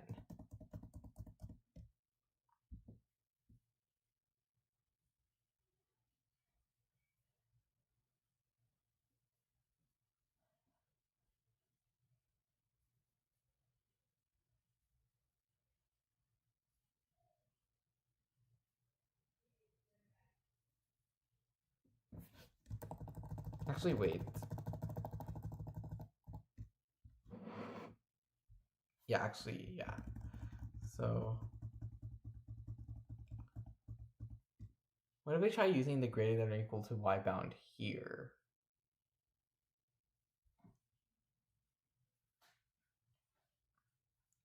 I first need to make the substitution. Let me not get ahead of myself. So if I erase this, then that. I just want to make it more clear. Then I'm gonna go write this in a different color. Then we have, wait, it never switched there. So erase. So hold on.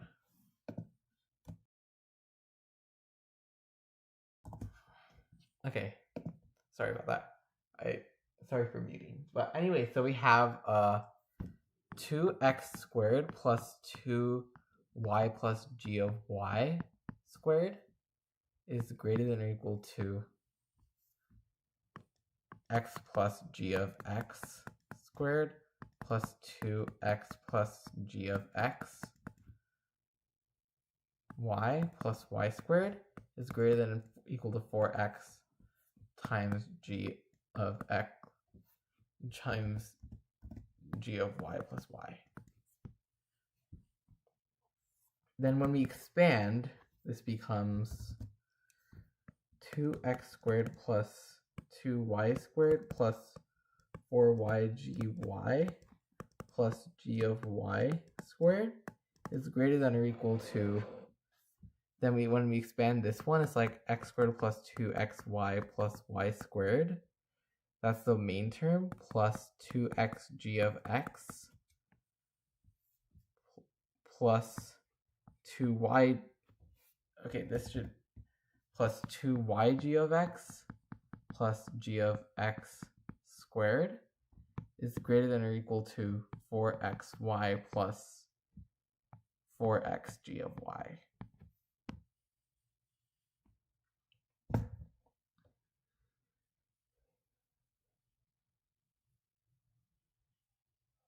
And this looks way too ugly. So maybe doing the g of y strategy doesn't work.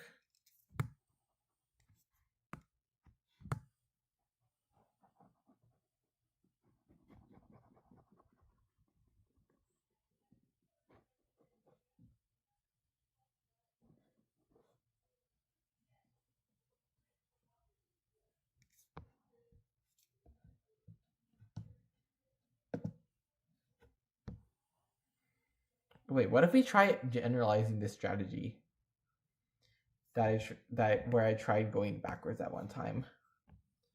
So suppose that we have f of 1 is greater than or equal to c for some value of c. Or f of 1 is equal to c.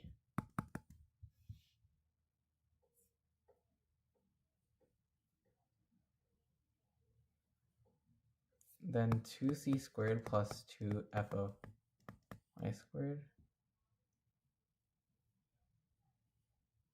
Actually, no, this doesn't work. Here, going backwards in this case.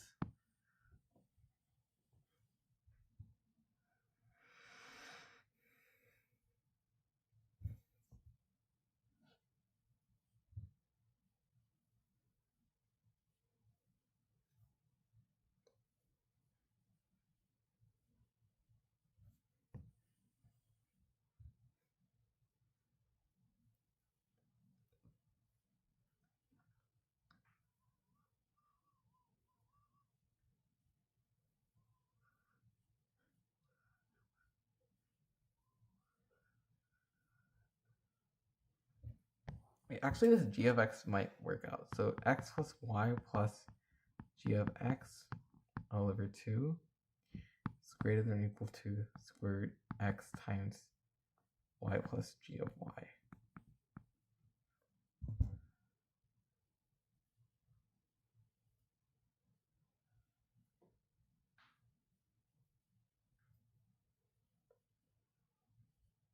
And we want to prove that g must be a constant.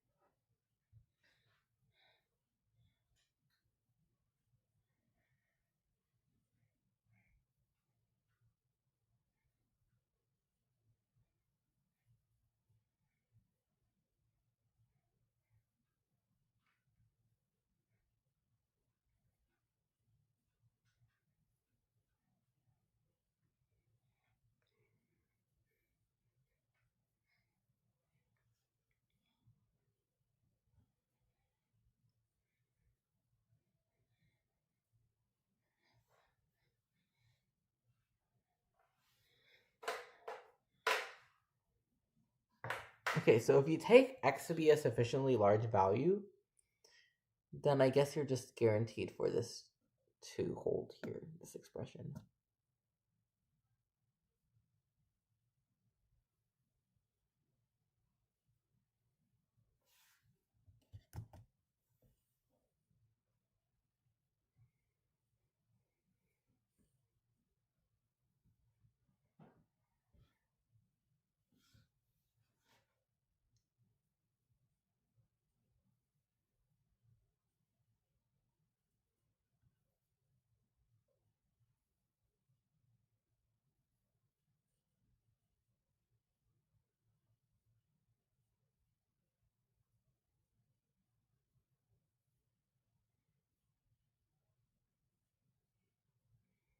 We can get relations between the values of like g of x and g of y. Like they can like bound each other in a way. So if we do like x squared plus g of y plus y squared over 2, it's greater than or equal to x plus y plus g of x 2.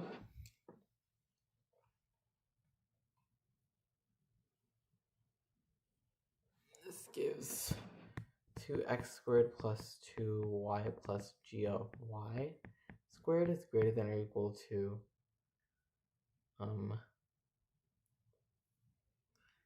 x plus y plus g of x squared.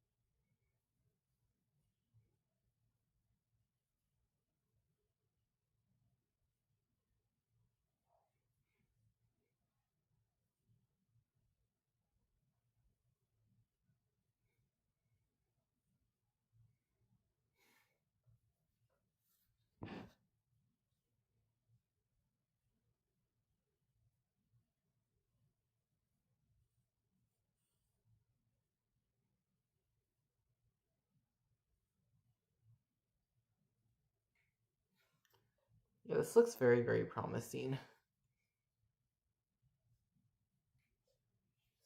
Okay, so suppose we have then the 2y squared plus 2 x plus g of x squared is greater than or equal to x plus y plus g of y squared. And I'll also track like one thing and then the other thing.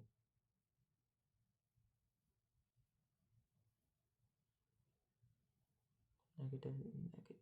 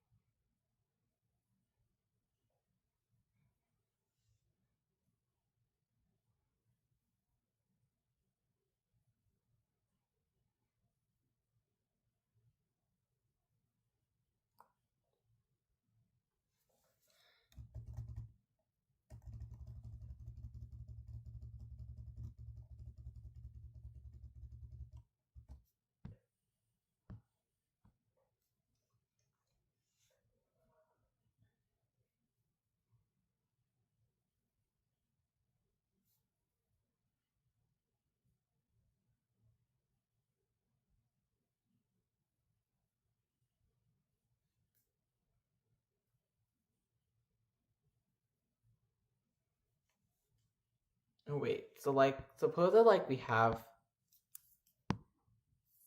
f of x equals x plus c, then f of x plus c equals x plus 2c by the logic, by the f of x thing above, x plus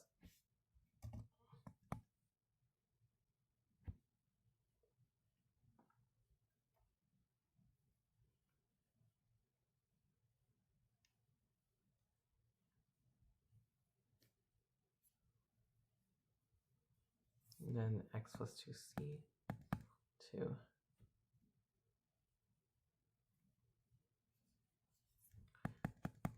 So in general, like f of y is equal to y plus c for infinitely many y.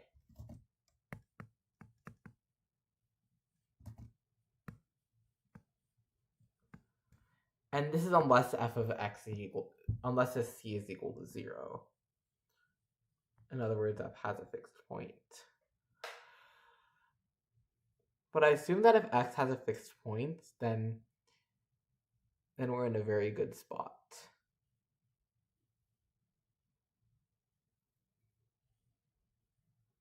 Anyhow, so if we have infinitely many values such that f of x equals x plus c, this might say something about the value of f of y.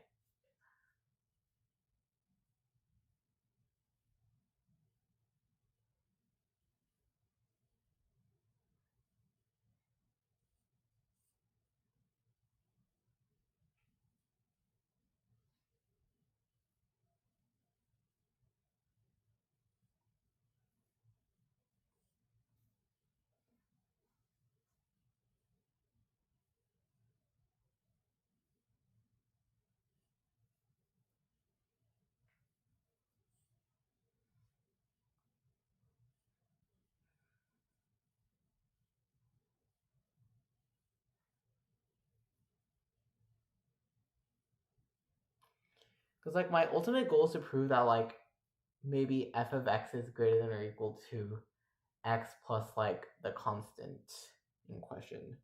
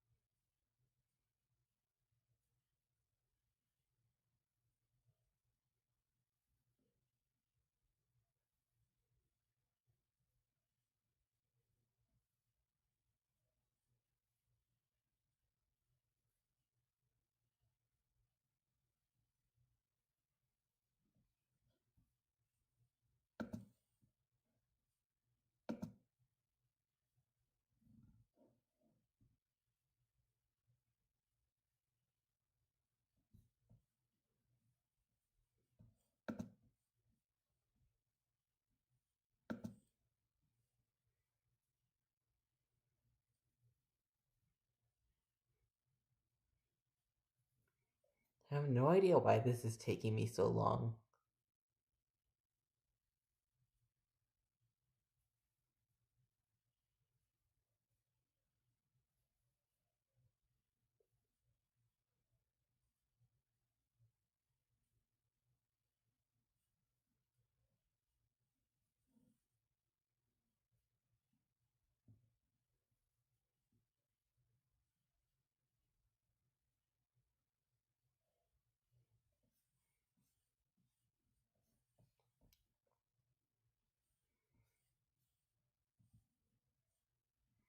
I'm gonna try clearing everything up.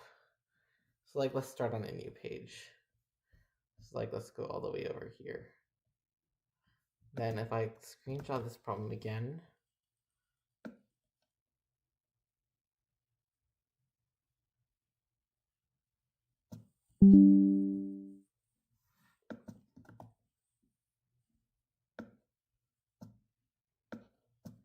then let me go ahead and list everything I know so far. So first I know that like 2f of x is equal to, wait, I need to zoom in first. So this can be a chunk a lot. Suppose I go to 100. Zoom in. Then so far, what I know is 2f of x is equal to f of x plus x, and also f of x is greater than or equal to x. So yeah, and then we can, and I conjecture that f of x equals x plus c is the only solution. So suppose that like we have f of 1 is equal to c plus 1, so that f of c plus 1 is equal to 2c plus 1. F of c 2c plus 1 is equal to 3c plus 1. F of 3c plus 1 is equal to 4c plus 1, and so on.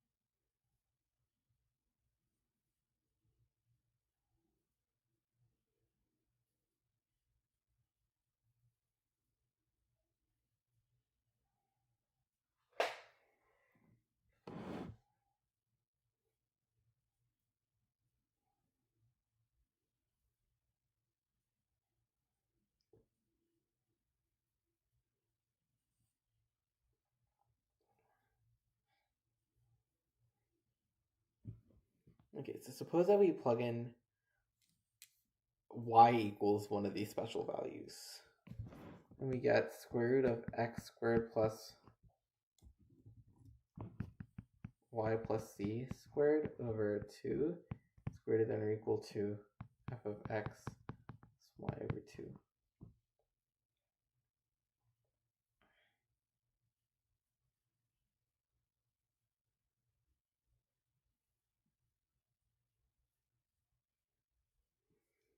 X squared plus y plus c squared is greater than or equal to f of x plus y squared.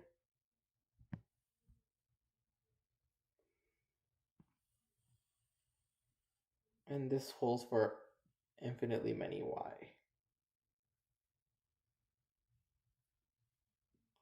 But this is like guaranteed to hold for infinitely many y because this term dominates that one. So it makes sense to choose the y to be the smallest one possible.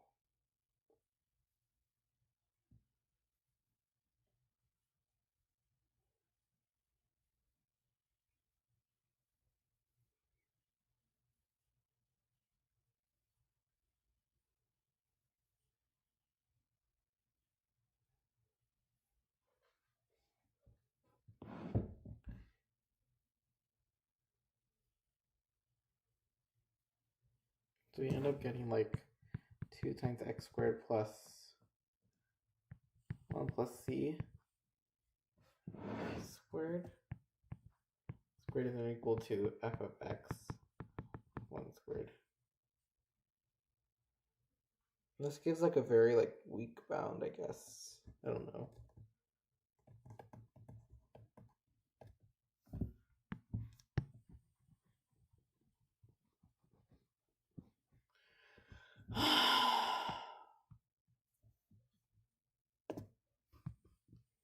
Dude, let me solve it already.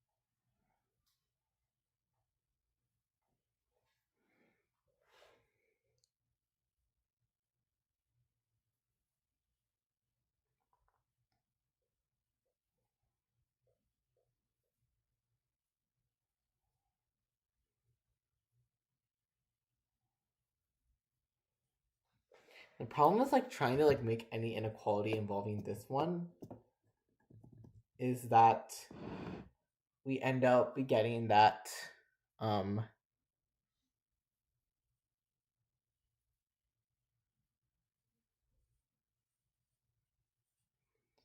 that we end up getting something like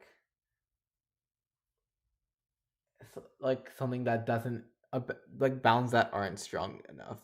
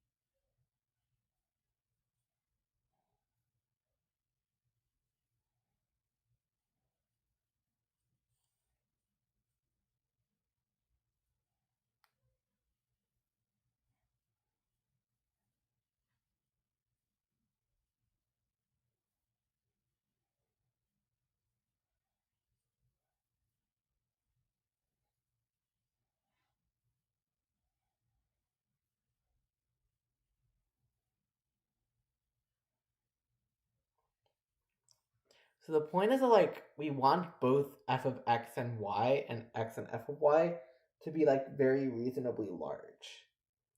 Because only then do we get like a non-trivial result. Like they had to be like within a constant of each other or something. I don't know.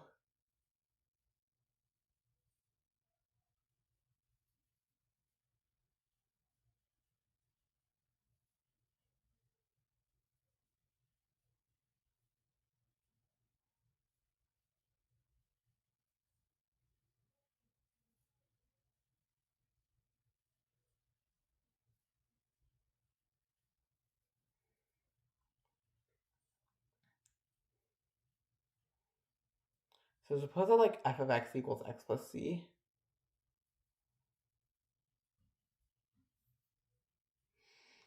We want y to be a value close to x plus c.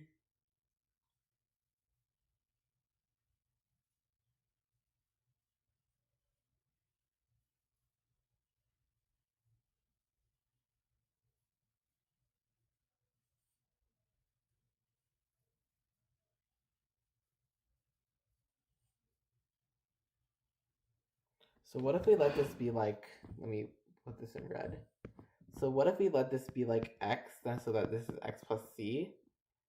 So then this is x plus 2c, and this is x plus 3c. But then this is just like, yeah, never mind, this doesn't work.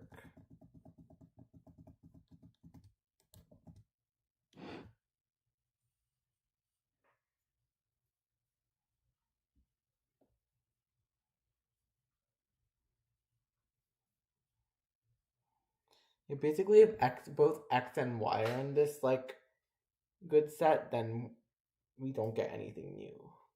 So suppose that this is x and x plus c.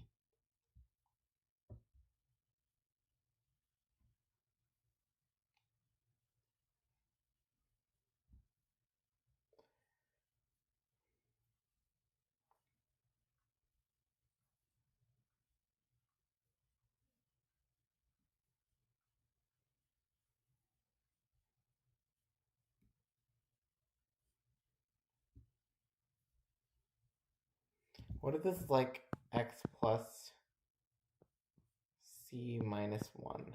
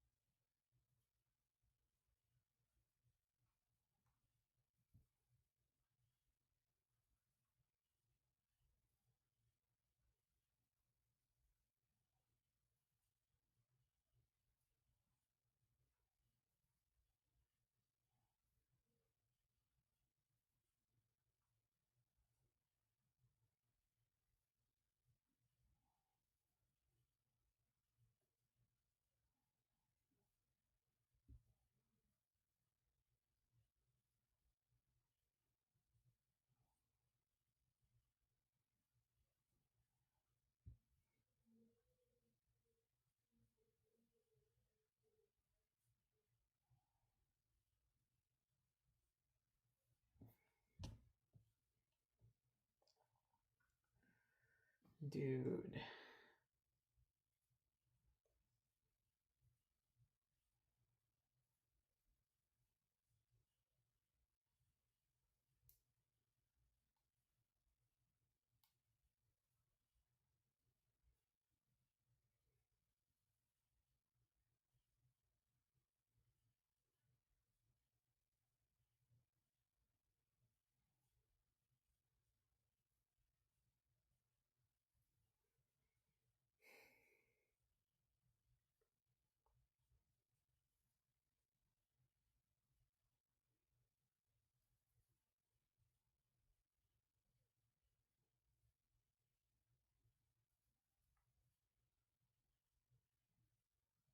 I mean, it might be like, the computations might be better if we try doing like something like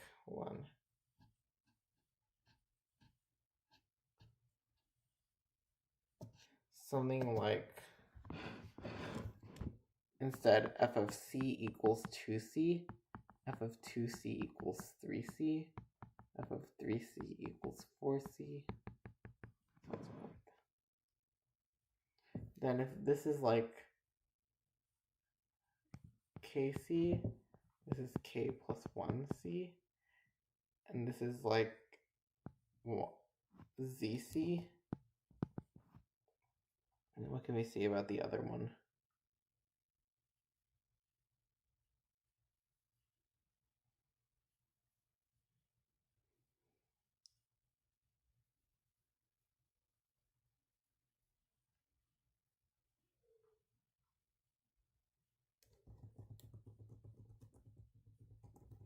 Actually, I don't think this will work. Okay, I probably need to like take a step back and like take a small break.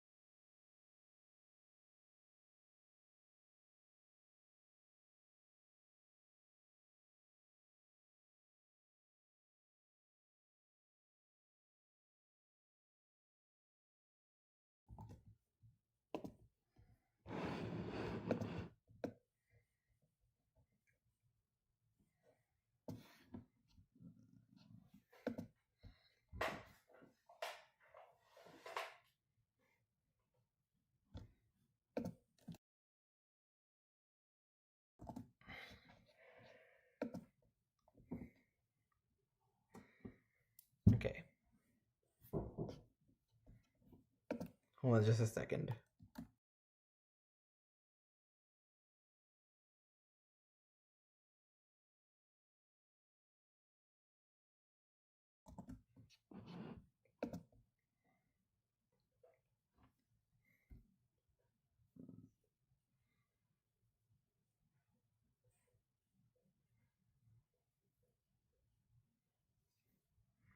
Okay, I'm gonna go ahead and clear this up.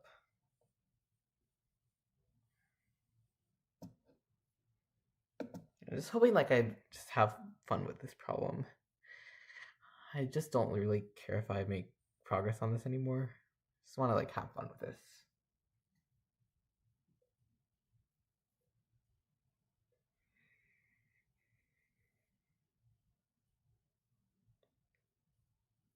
Well, surely the fact that like f of x minus f of x equals x plus c means something.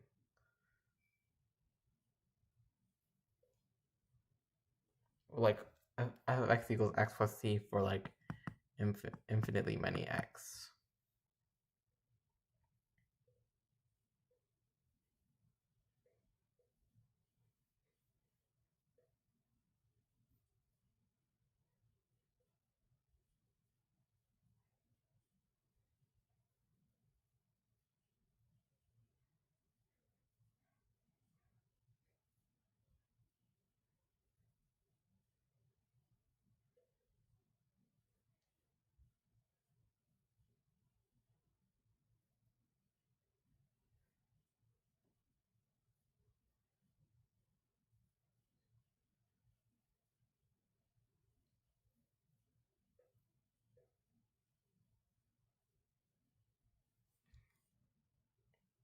Okay, so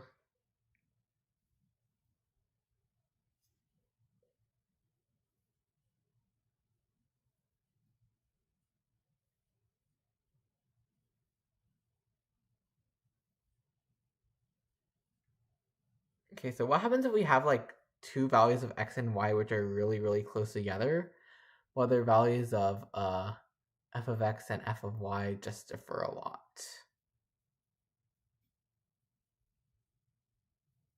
And what we basically get is that like x squared plus f of y squared over 2 is greater than or equal to x plus f of x over 2. Also, x squared plus f of x over 2 is greater than or equal to, again, x plus f of y over 2. Something like this, where these two values differ by a significant amount.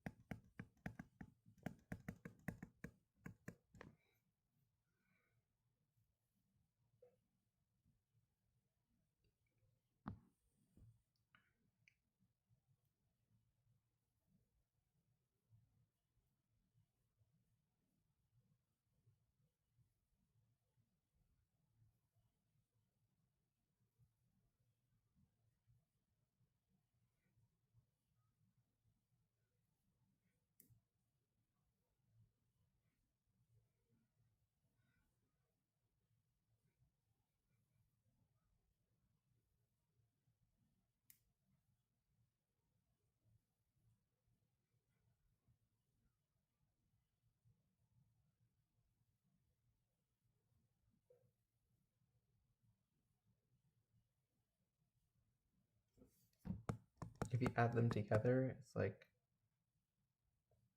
Adding them together doesn't do anything.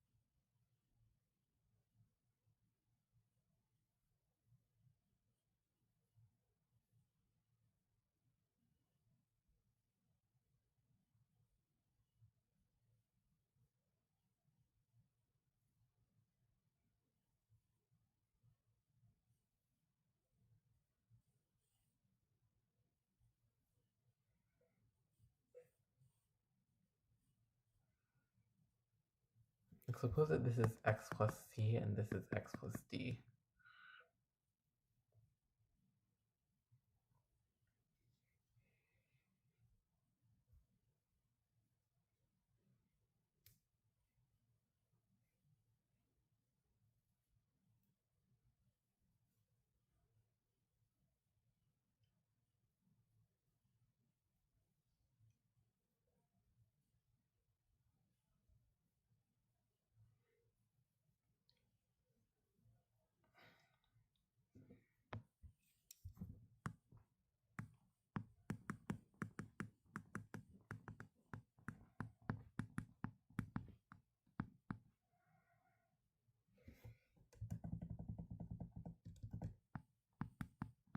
Oh, we got two linear equations now.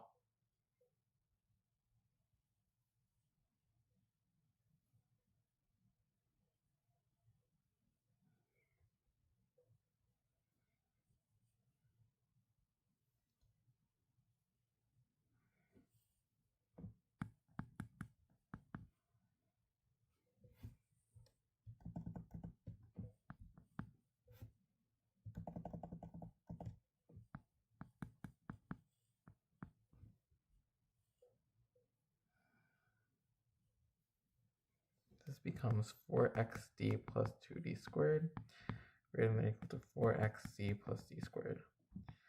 4xc plus 2c squared is greater than or equal to 4xd plus d squared.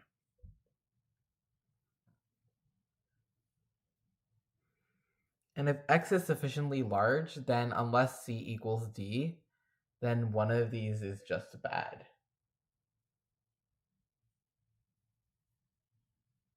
So this forces like c equals d, I think. So like, yeah. So you have to like,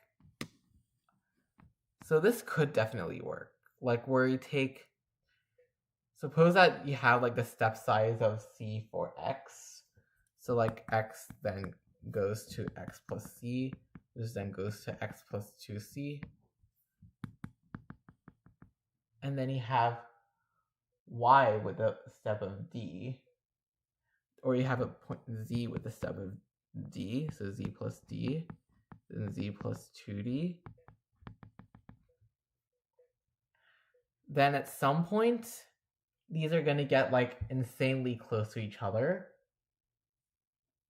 Like, we're going to have, okay, so what I should be saying is that like, we're going to be having that like, one of the numbers in this sequence and another number in the sequence will be like a factor of like 0.9999 apart. And if we let those numbers be like x and y, then we end up getting that f of x is equal to x plus c. Well, like the f of 0.9999x is equal to 0.9999x plus d. And I'm hoping that this results in some sort of problem.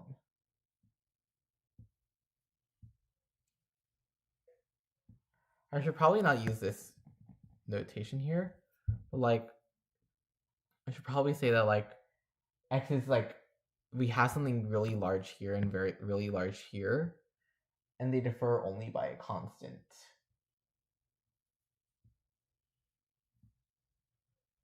Yeah, they differ by like, yeah, a constant.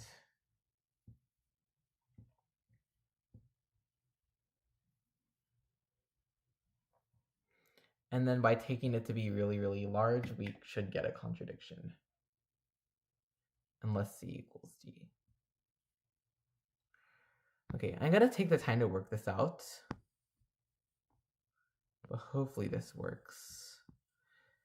I'm genuinely praying that this works. Okay. So suppose you have like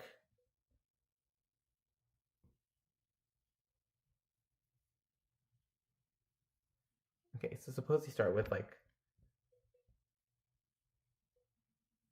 C, or like, actually that's a bad example. So suppose you have like x0 to x0 plus C to all the way, and then 2C all the way up. Then you start with like C0, then Z0 plus D, and then build all the way up.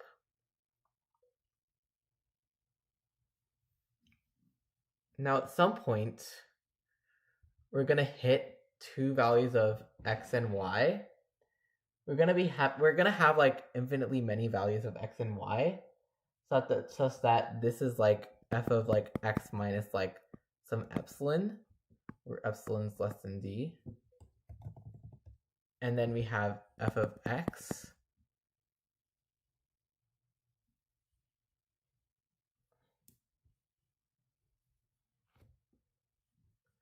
where f of x is equal to x plus c, and then this is x minus epsilon plus d.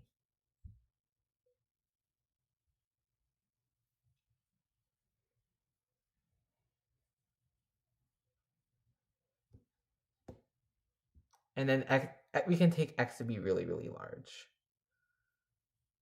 So let's see what we can do. Okay, so the first equation we get is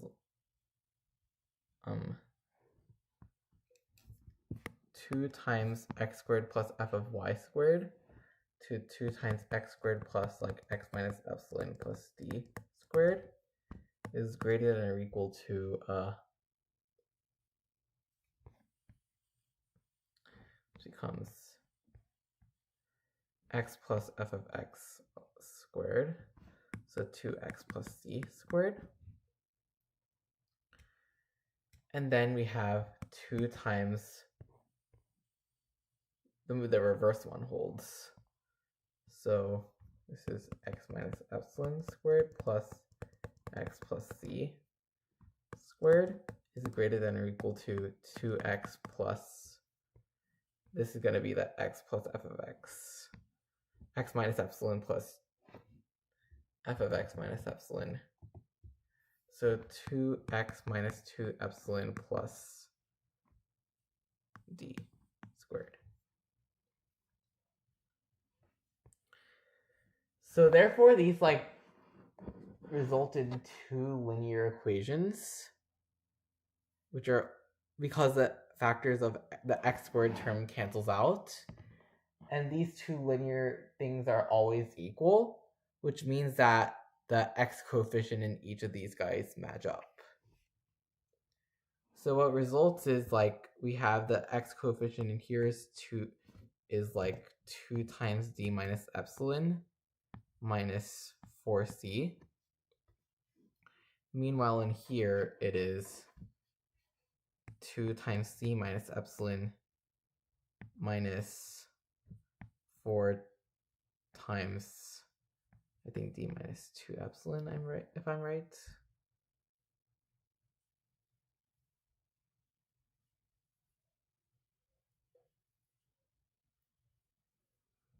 So these two must be equal. So 2d minus 2 epsilon minus 4c, 2c minus 2 epsilon minus 4d plus 8 epsilon. Then 6d is equal to, I guess, like, so these two cancel out.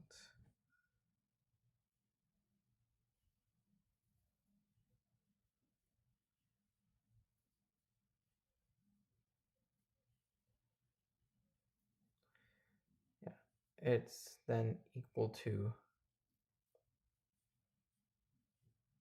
plus 8 epsilon. So D equals C plus epsilon.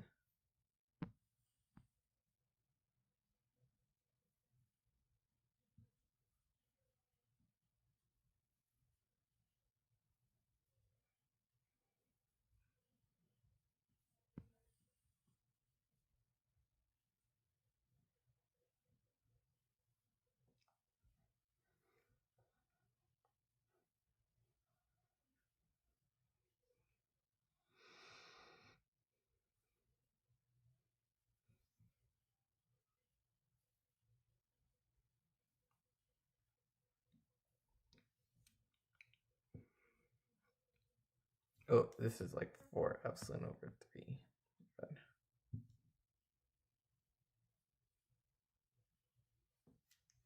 and the main problem is that we can't guarantee anything about this epsilon.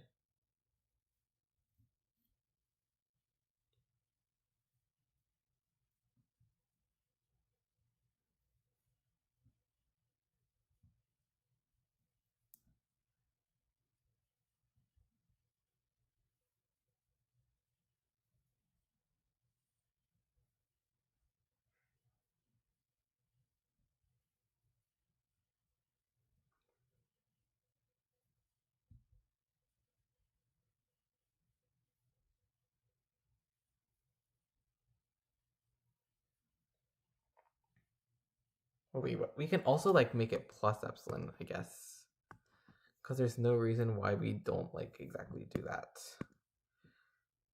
Then this becomes minus 8 epsilon. And this like, I guess, like bounds D and C between each other.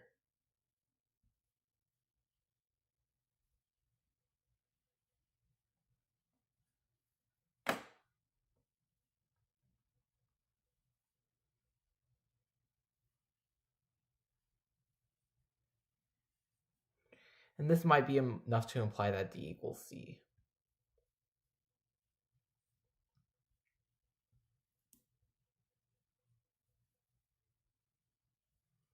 Like, I'm not entirely convinced that this argument works.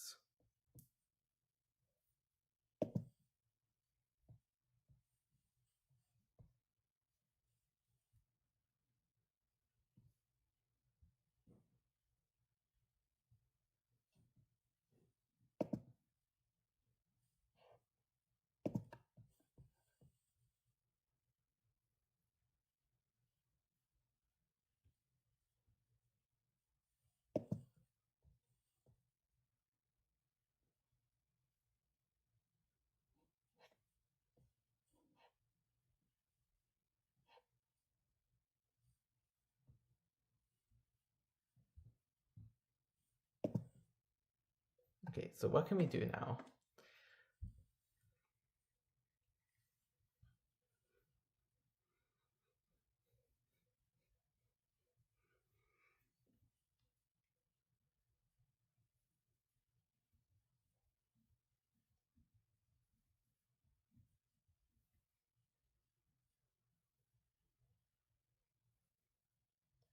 Wait, this value of epsilon is not fixed, but like, surely this is fine.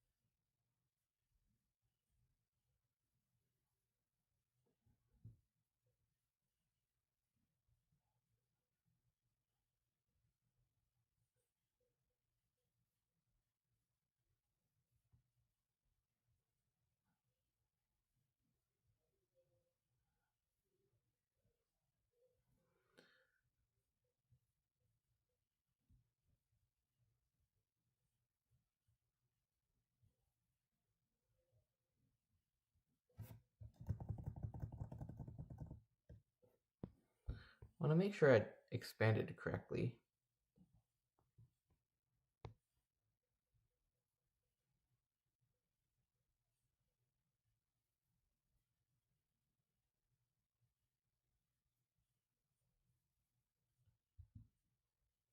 Yeah, I think I am.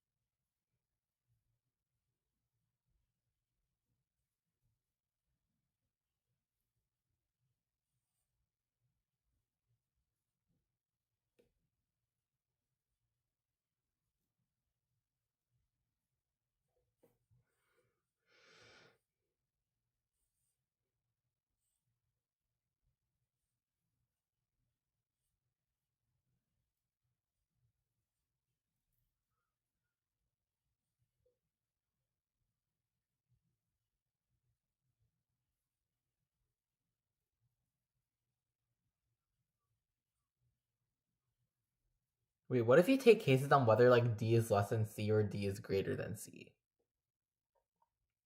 This might work.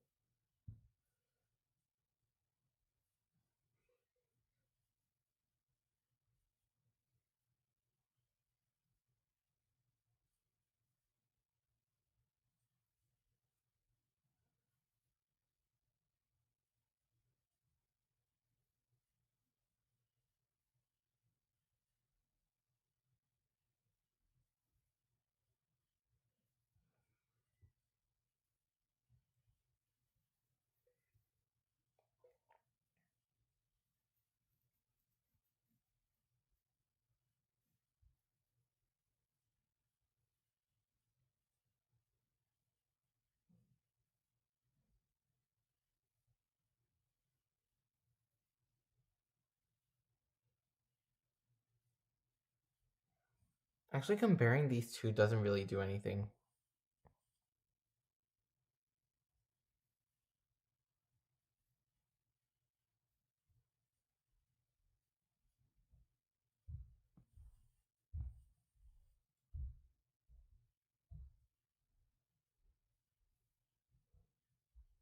Yeah.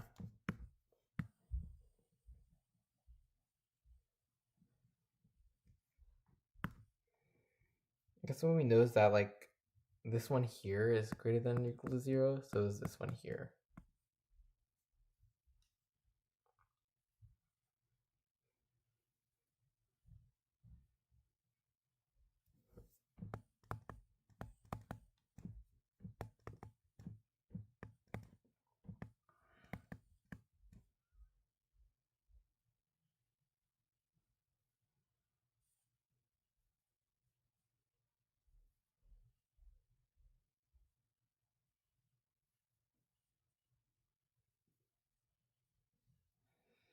So if you add the two inequalities together,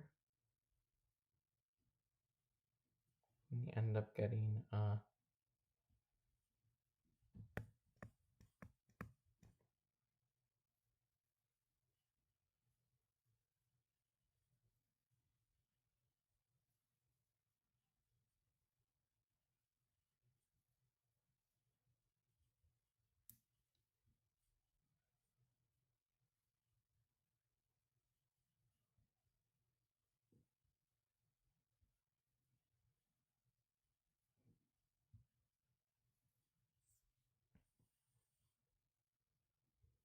Oh, I messed up a sign. I messed up a sign.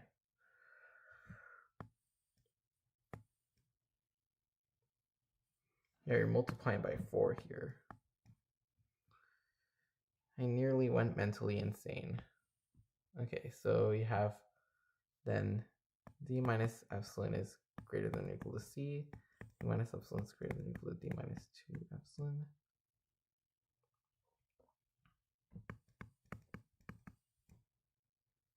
So that means that c is equal to d minus epsilon.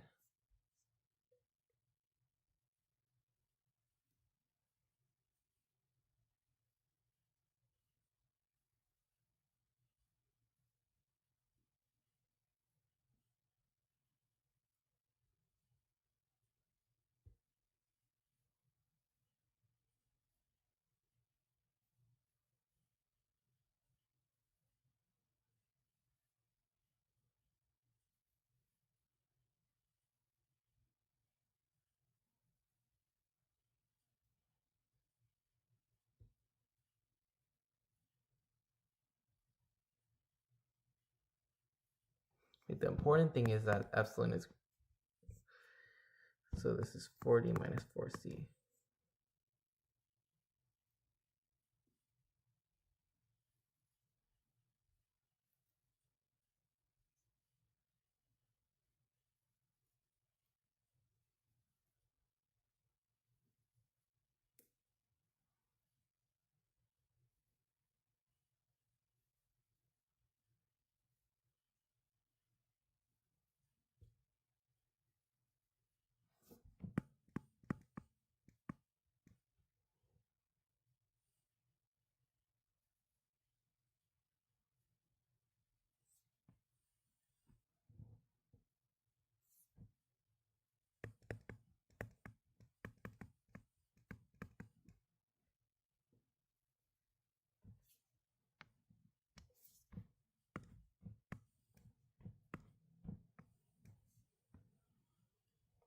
Oh wait, we could just repeat the same logic by doing, instead of going, we can just repeat this logic to get c is greater than or equal to d.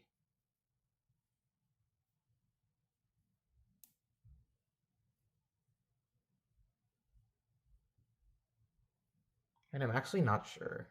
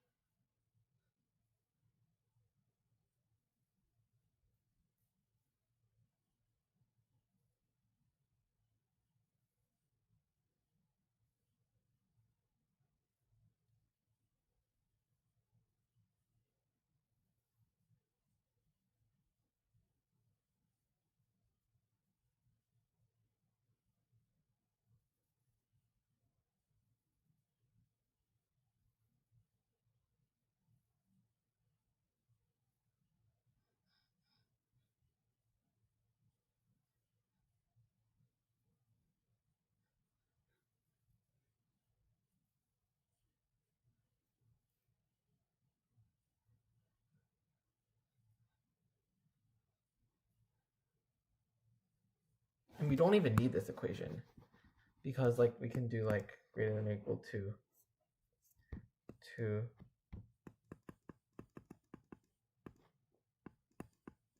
And this is true for sufficiently large x. And this forces x c equal c, like d greater than or equal to c, which in turn, and then we get therefore d equals c. Okay, I think I solved it. This took embarrassingly long, and I still don't know if my write-up works. I'm gonna neatly tuck in my write-up over here.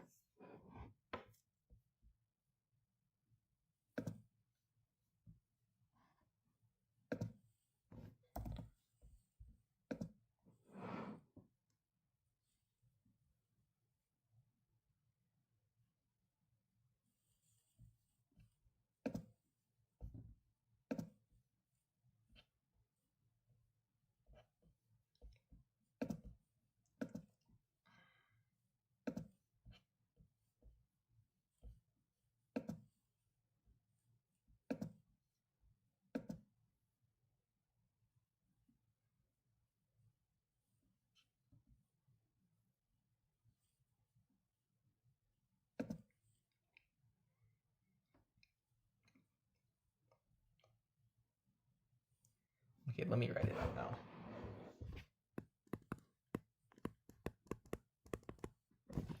Let me switch to.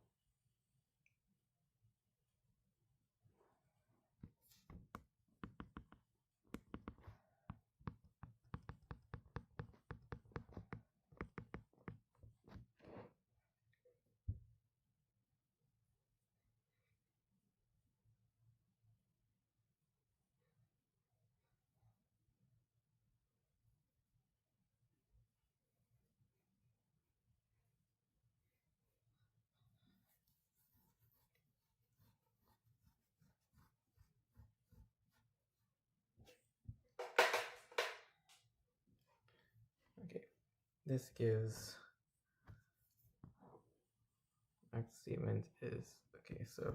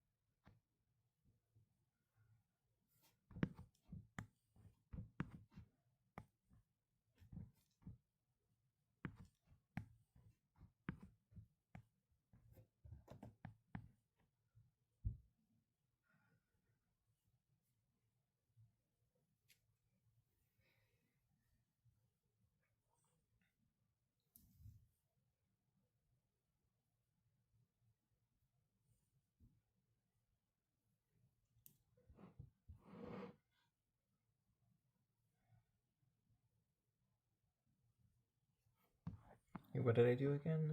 So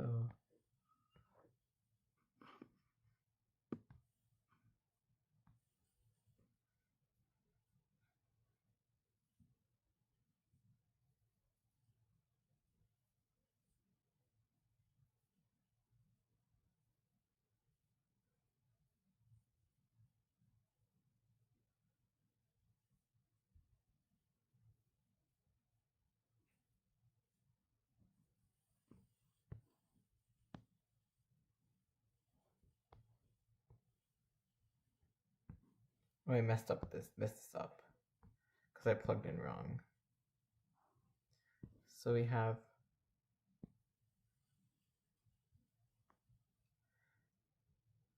it's like 2x plus c minus epsilon squared. Because you're doing f of x plus x minus epsilon. And that is greater than or equal to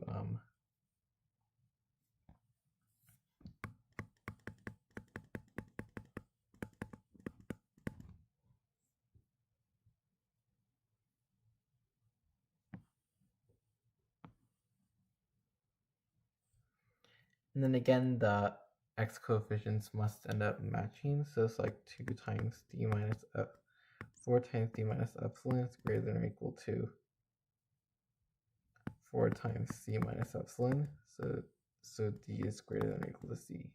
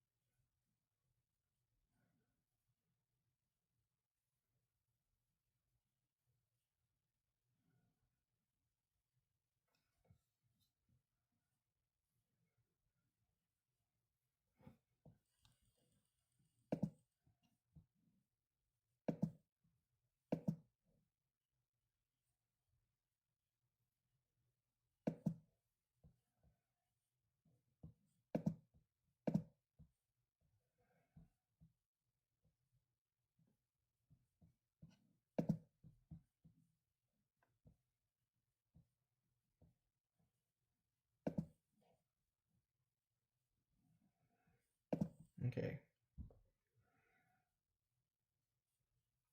So this value of epsilon here is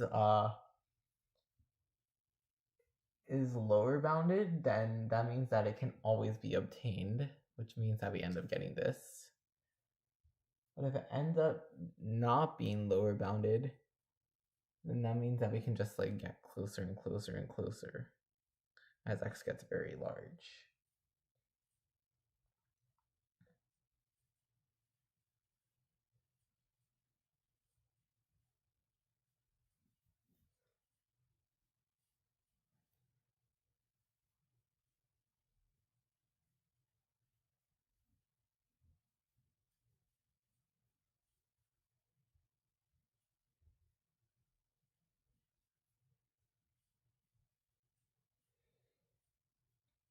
Actually, it doesn't even matter what the value of epsilon is. It just matters that it's like, it's not like scaling proportional with x, and this because epsilon is bounded. Okay, I think we're fine.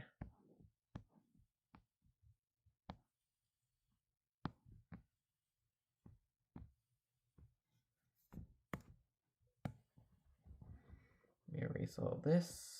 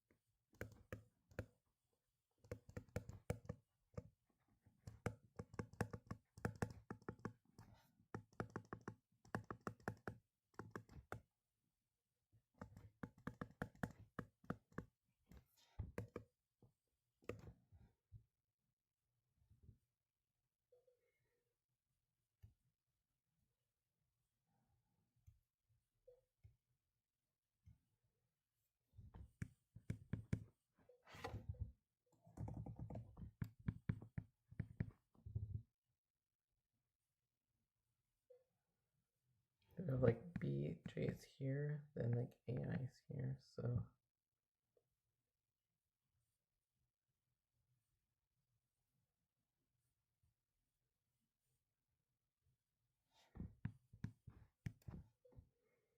this value can't be too large. Like it can't be larger than C. It's like in between point, I guess. So it's less than C.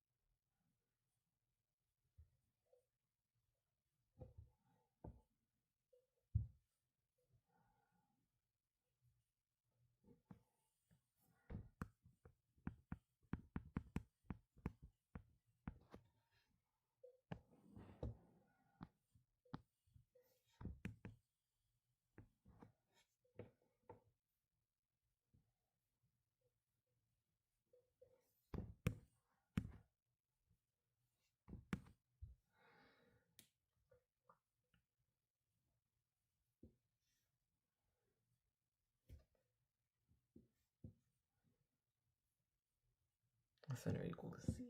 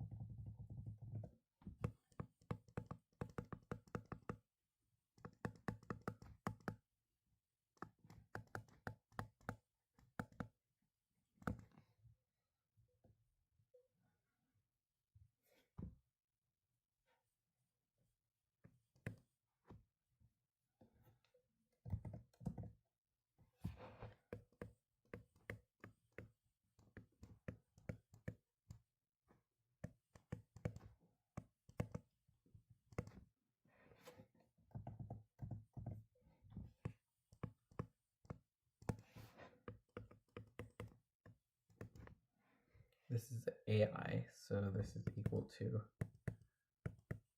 C, and f of x, which is the BI, is equal to x plus d.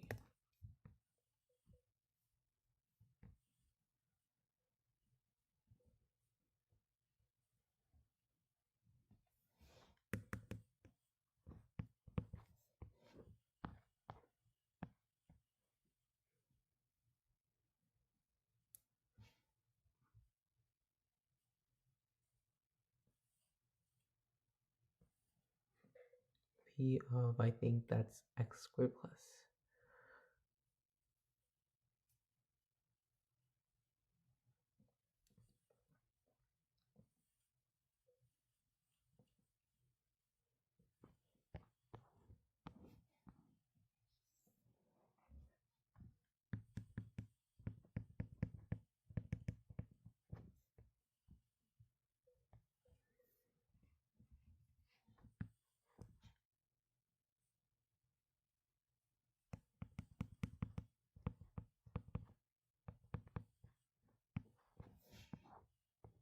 The problem statement was x squared plus f of y squared. So it's like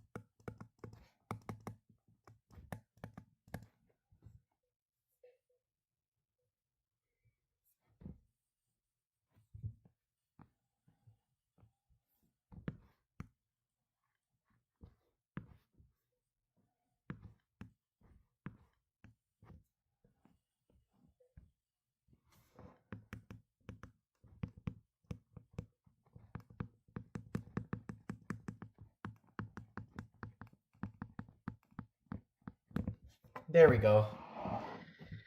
I think this should work. Hi, Jat. I think I solved problem 4 and problem 5, and I have around 51 minutes left.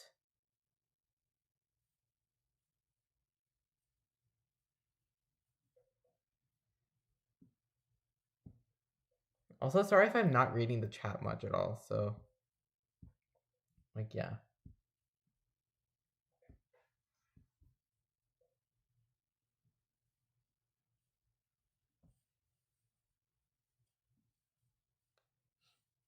How is this admitting? You probably swept day 2 or something. Or at least got like 770. Or at least like 770, I think.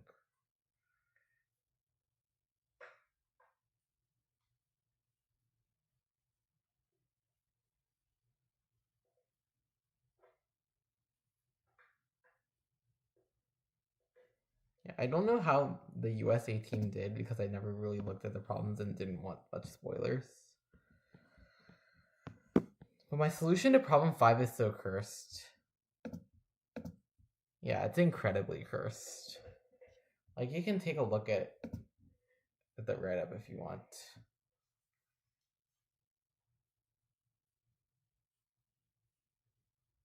This is false. You literally admit being on the IMO team.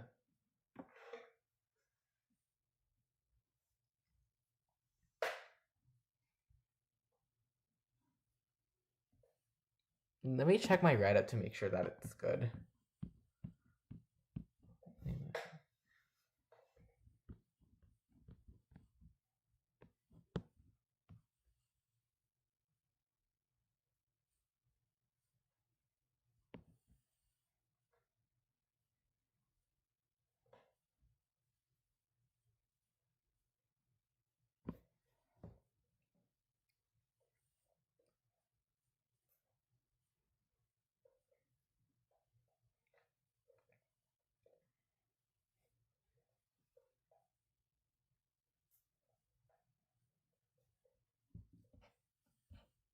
Yeah, I'm pretty sure this works. I finally solved it, yeah. Let me check my problem 4 write-up to make sure that I didn't. Why is my problem 4 write-up so big? I think it's because I wrote it in like, because I zoomed out so much. Okay, necessity.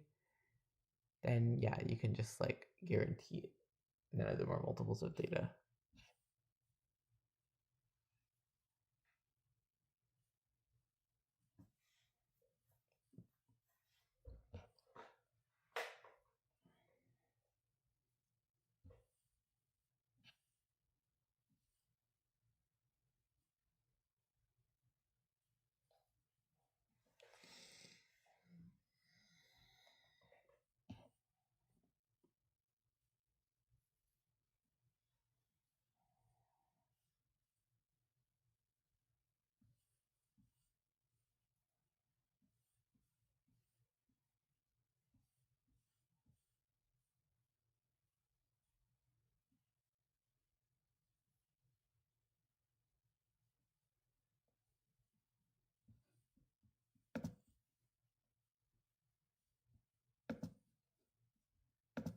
Okay, yeah, this is fair.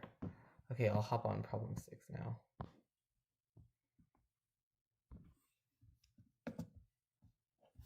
Okay, let's do this one. Another GCD problem.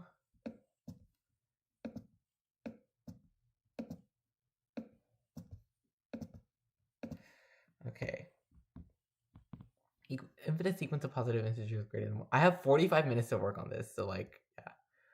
So for smallest integer greater than an such that GCD is greater than 1 for every single one. And we want to prove that it's like something linear.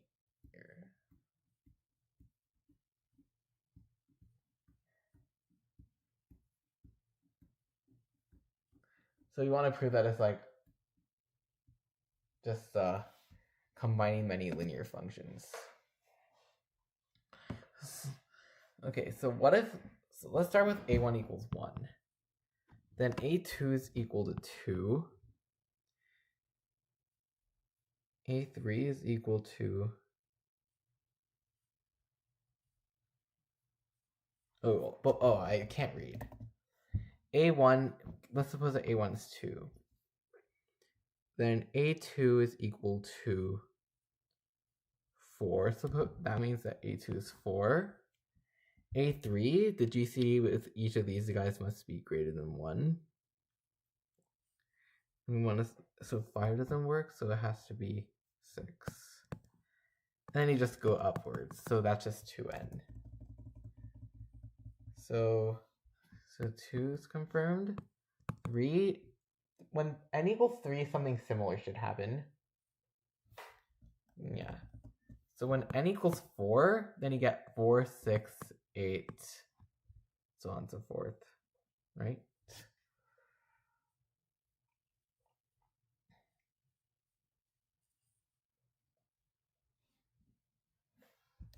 Yeah. So 2, 3, 4, 5. In general, all primes just work. Okay, so 6 is the first interesting case. So we first have a 6, then not 7, then 8. Then therefore all the numbers in the sequence must be even. And that's like a necessary and sufficient condition. So you just like, yeah. So like, I guess like if you hit a prime power, then if you ever hit a prime power, then you're done. Because actually that's not true.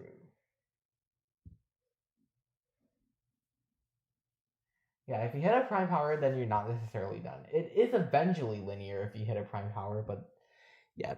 And it doesn't always have to hit a prime power. Yeah, I don't know what I'm saying, Loki. 8 is done, 9 is done because it's prime power. 10. So 10, 12.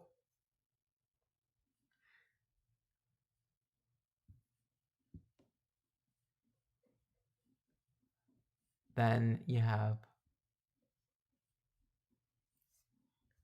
13, no, 14, yeah. 15, no. 16, yeah.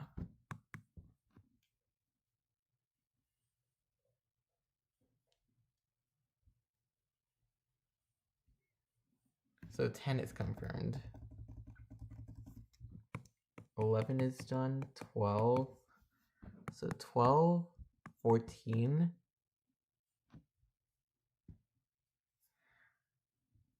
And then that forces 16 and you're done. Done. 14, the next one is 16 and you're done. 15 is the first interesting case, I think. So you first start with 15. Then the smallest number after this one that works is 18. Then 19, no. 20, yes. Then 21, no. 22, no. 23, no. 24, yes.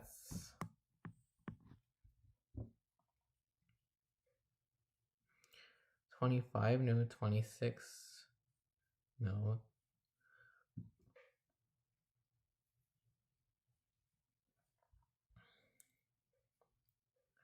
29, no. 30, yes.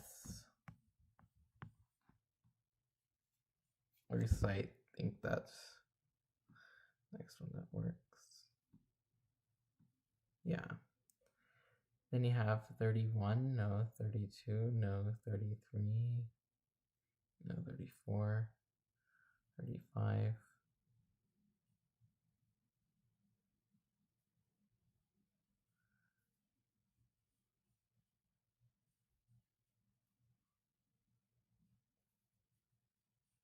26 and 40.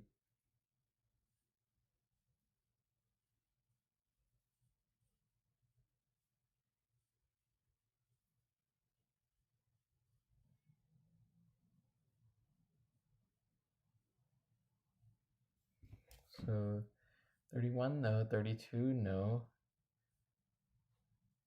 33, no. 34, no. 35, no. 36, yes. 37, no. 38, no. 39, no. 40, yes. Then 41, no. 42, yes. Then you get 42, then 43, 44, then 45.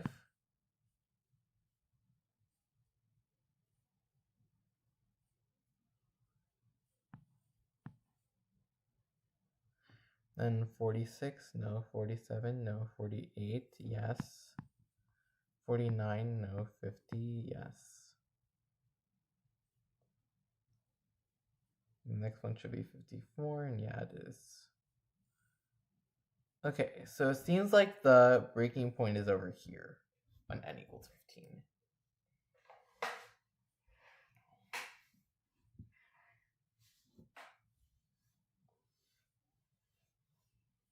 Yeah, and when n is even, then it's just trivial because it's just like the next one that works is just like n plus 2 when you're done.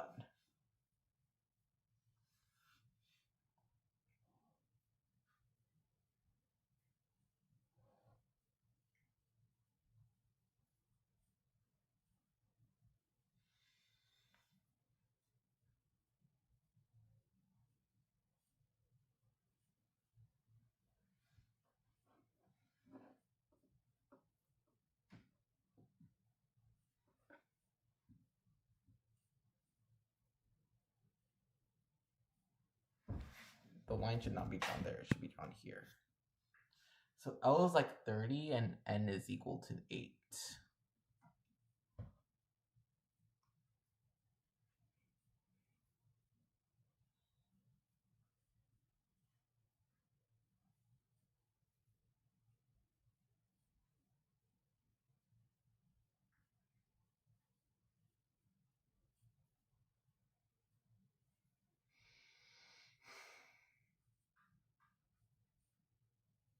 Okay, so the next non-trivial case is 21, I think.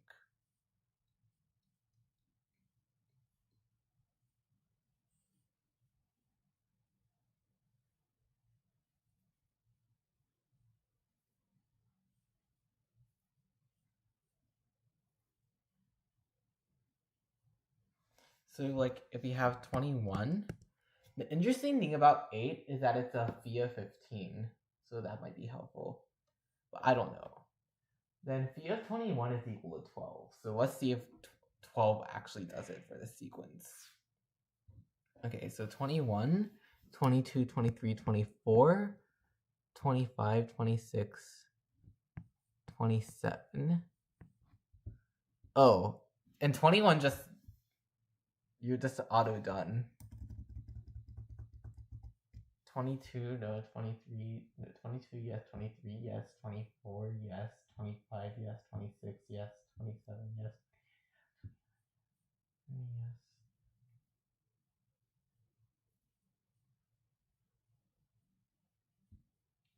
Okay, so let's look at 33. And phi of 33 is equal to 20. So let's start. So 33, 36, 39, 42,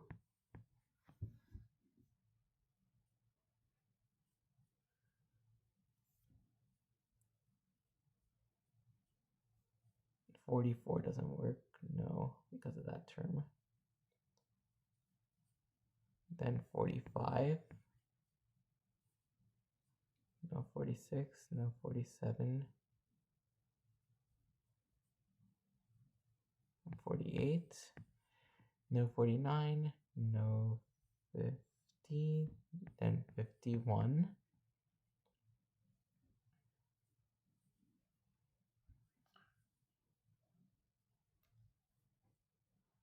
I have a feeling this will continue all the way up until we get to like 70 or like until we get like to 66.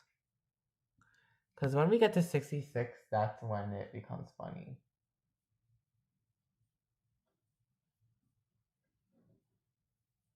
Actually, 66 is a multiple of 3, so we're fine.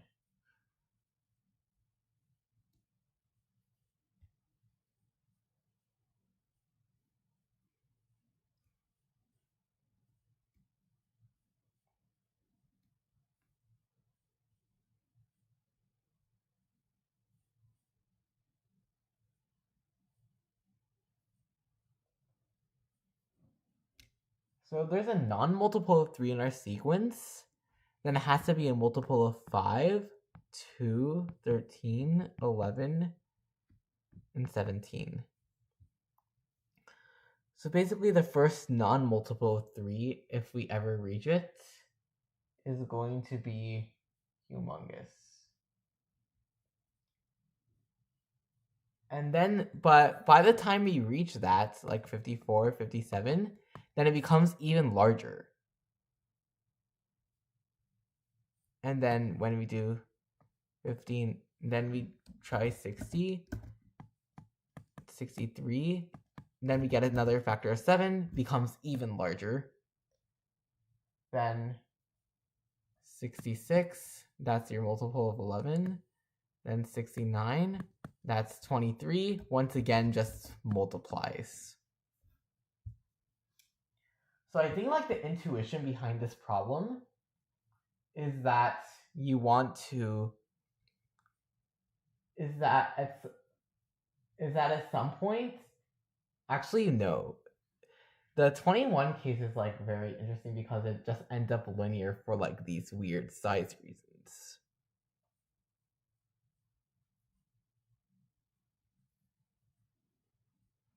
Because like you're always going to be guaranteed to hit another prime, and then that just adds to it, and you can never catch up.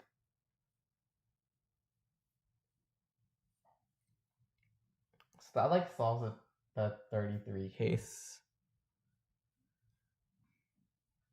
Then what about the 35 case? So you have 35, 40, 42. Okay.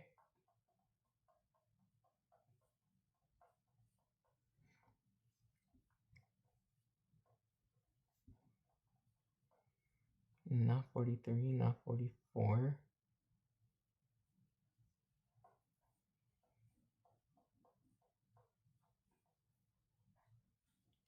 Not 45.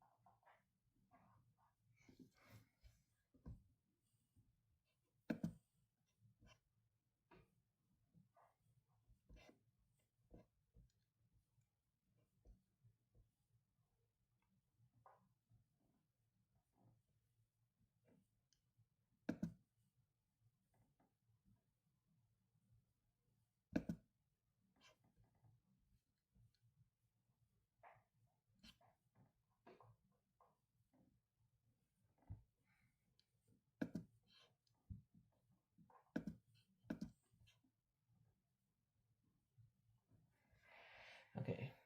I don't think I'm gonna make much progress on P6 for now. So I'm gonna go ahead and check my P4, my solutions again.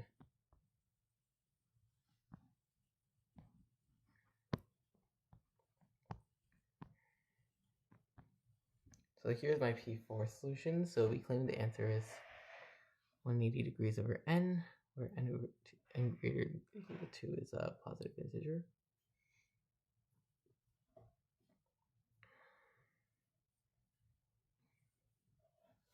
No. Okay, wait, let me like clarify something in the solution so like I wouldn't get docked.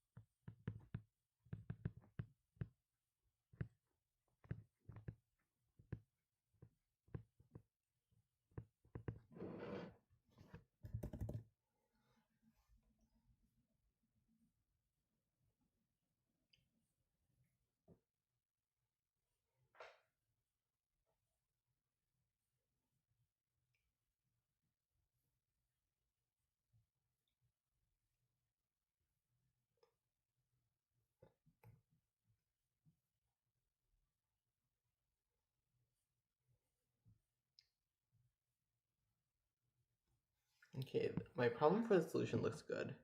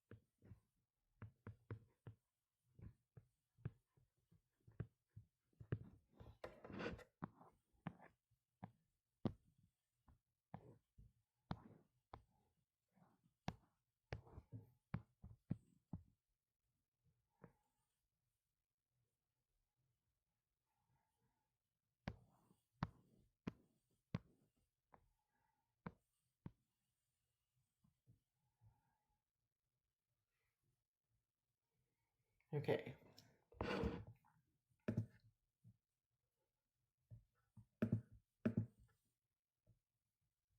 Okay. Hey, bye, chat.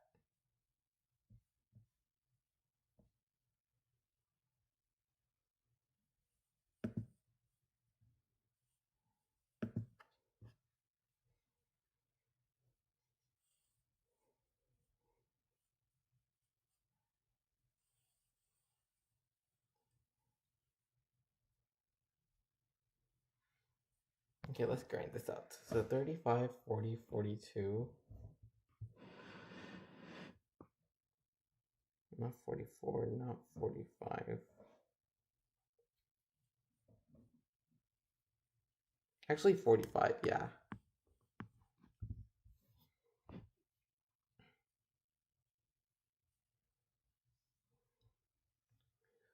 And 48.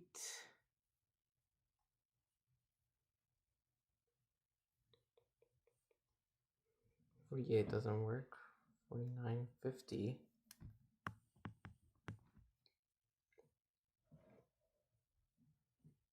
51, not 52. Not 53. 54. No. 55. No. 56. No. 57. No.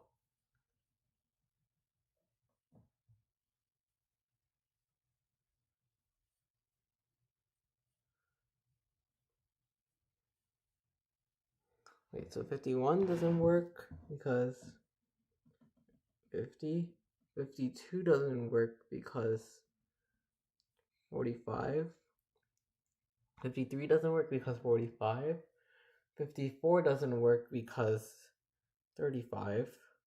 55 doesn't work because 42. 56 doesn't work because 45. 57 doesn't work because 50. 58 doesn't work because 45.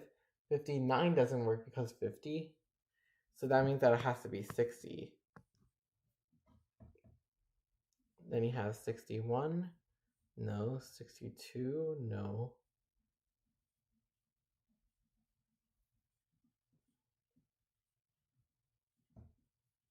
63.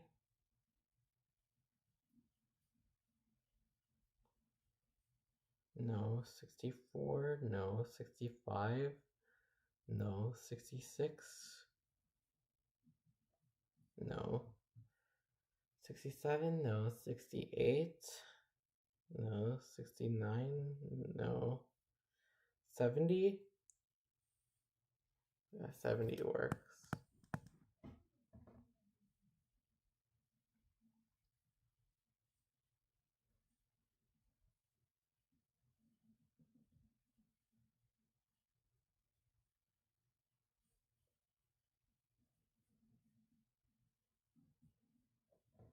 Suppose that it was not a multiple of 10 did not work. Suppose that the next one is not a multiple of 10.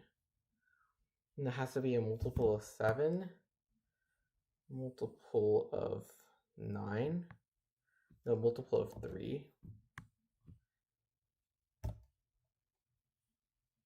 Actually, wait, it could be 75. Wait, 75 just, oh, my bad. My bad.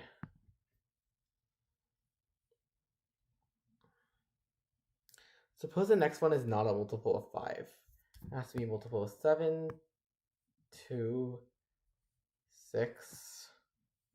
No.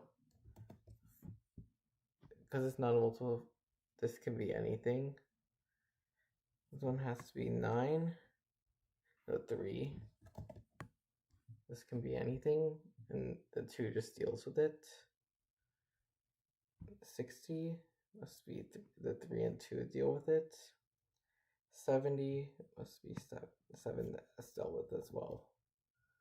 So it might be 2 squared times 3 times 7, which is 84. So 84 might be the next magic number. So 76, no. 77, no. 78, no.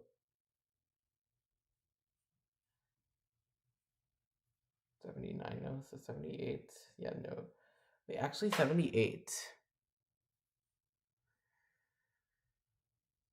Yeah, 78 is divisible by 3, divisible by 2, and does not 35. Okay, so not 78, not 79. Then what we're left with is 80. Then 81, no. 82, no. 83, no. 84 is finally the one that makes it not a multiple of 5.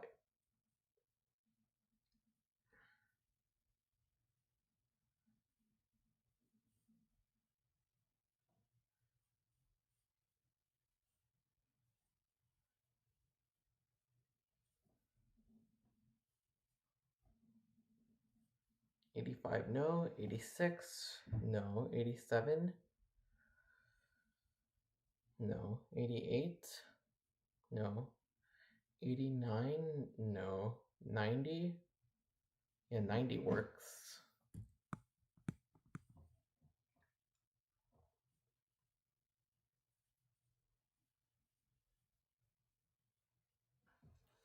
So if we get something that's relatively prime to 10, then it has to be 7. And it can never be relatively prime to 10. That's good to know. So you're always gonna get it's either even or a multiple of 5.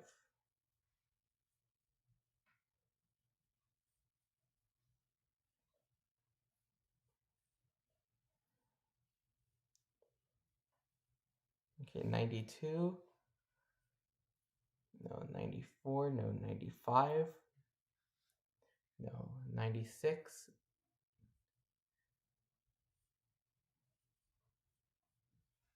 No, 97. No. No, 97. No, 98. No, 99. No, then 100 works. Yeah, so any multiple, because all the terms have a factor of 2 or factor of 5, and then because of the 40, we know that every single multiple of 10 works.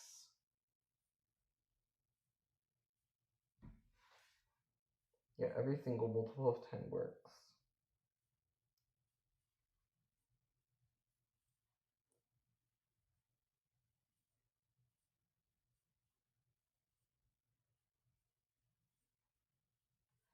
Yeah, so it might be a long time until we get it working for 35.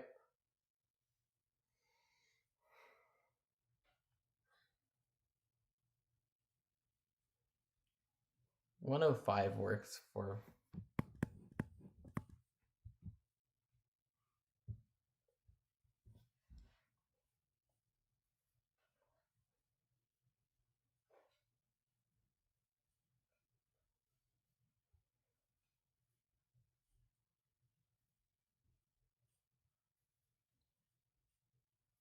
then of course we have 110.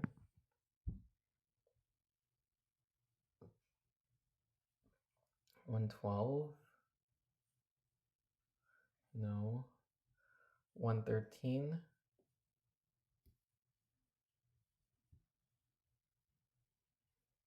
14. 115. No.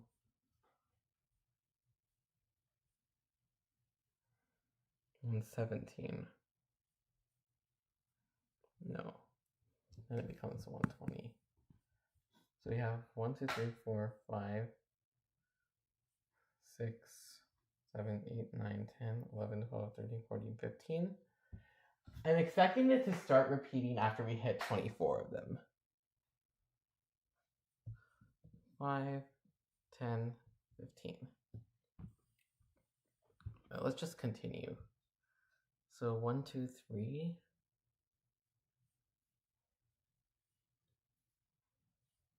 So 1, 2, 3 doesn't work. 1, 2, 5. No, 1, 2, 6. 1, 2, 6. That could work. 1, 2, 6. Yeah, that works.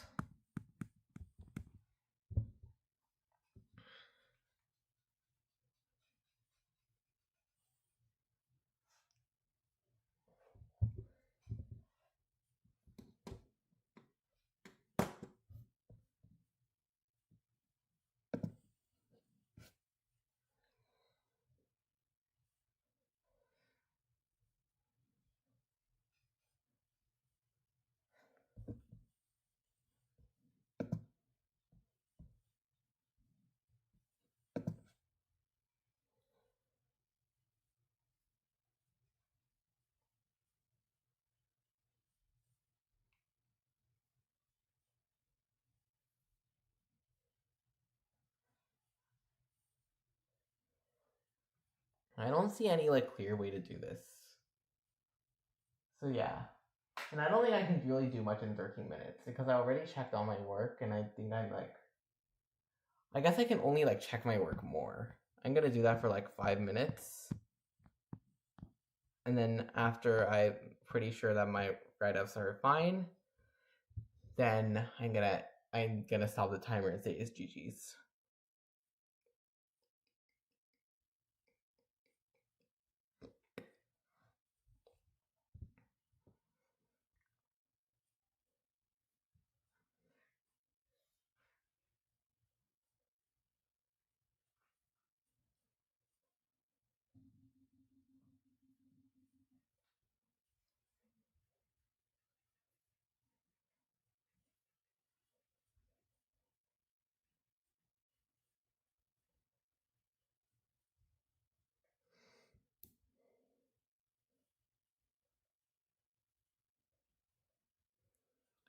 So we want to make sure that data greater than 90 doesn't work here.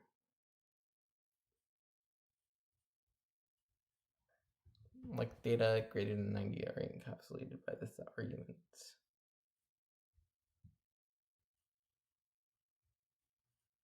Like, I guess they are, yeah.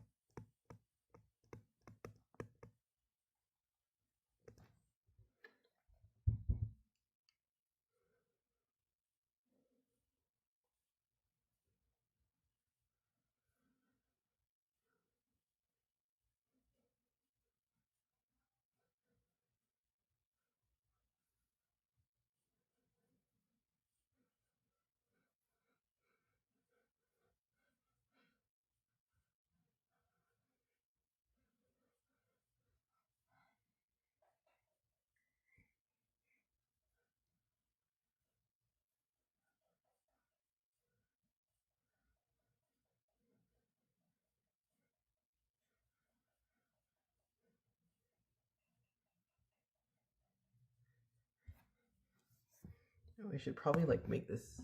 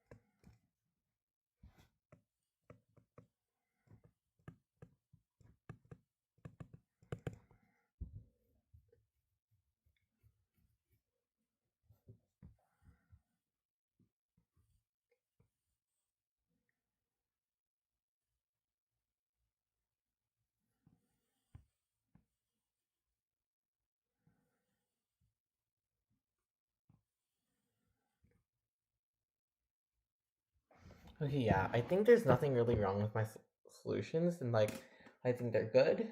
So I'm gonna go ahead and end the timer. All right, there we go. And that's it. The final score 770 probably. And that means that my complete IAMOS actually that probably not that. Remove there. So final score, I'm gonna include the day 1 and day 2 ones.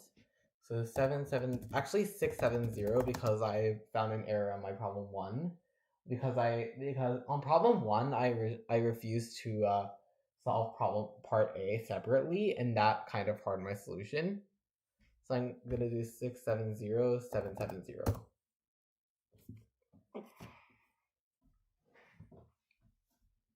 So this is my final score, assuming that problem 4 and problem 5 went well.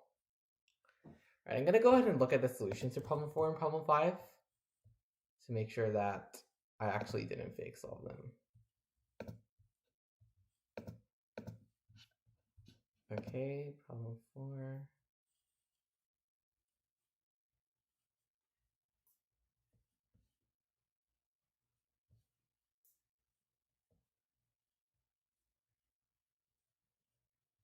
Yeah, my problem 4 is correct, so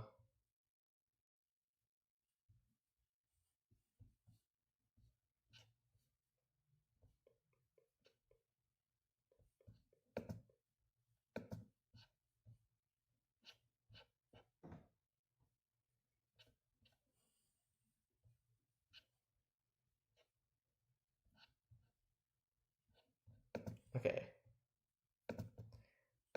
And then problem 5.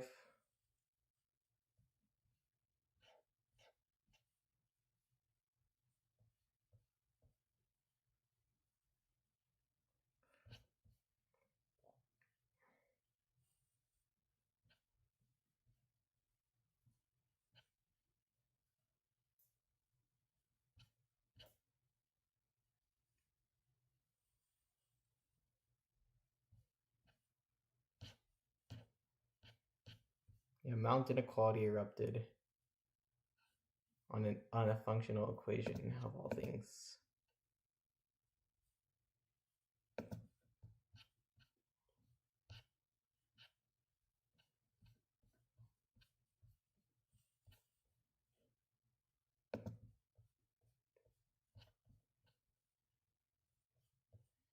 And I think yeah, it seems like a bunch of people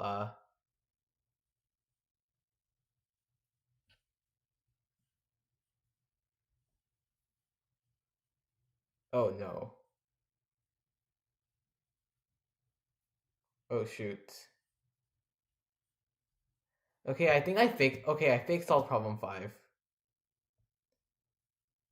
Dang it. Because the thing no, Joey, I faked solved problem 5. Because I assumed that C and D were greater than 0. Well, one of them could be just still.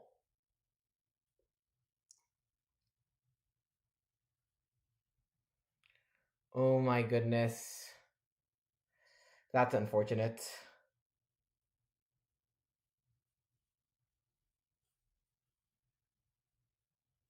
Wait, how many points do I get if I don't resolve the fixed point case?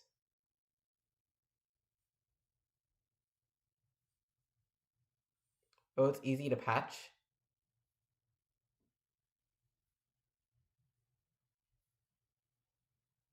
Wait, hold on. Let me see how do you patch it. So you have...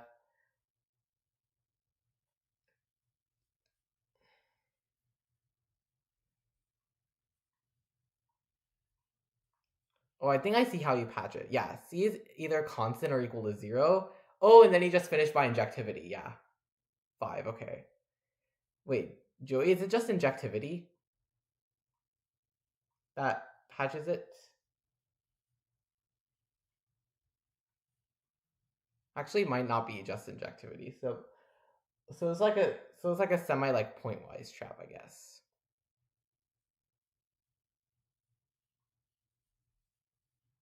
Oh, yeah. So similar to my argument, I guess.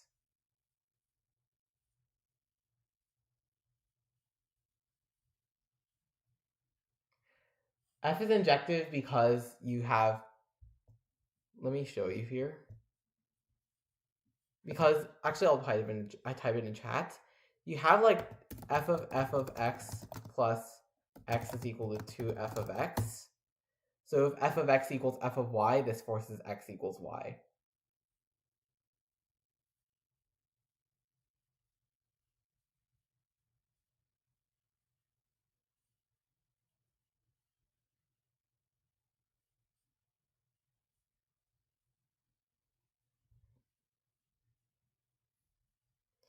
Okay, so if Joey says it's gonna be like a 5, then I'm gonna do like 670750, which means score is 25. Okay, so I got docked 3 points, but that's okay. Yeah, it was like still really fun live streaming with all you guys.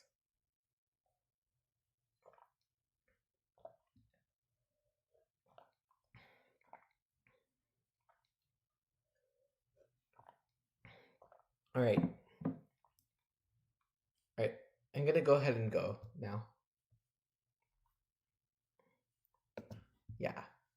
So like, I guess that will be. So I guess if problem 5 gives me 5 points, then my total score is a 25.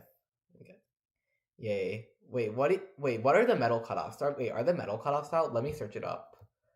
I can go on here now. Okay, now I can actually like look at everything now. Like I can actually look at everything now because yeah. I am a 2026 scoreboard. Silver cutoff.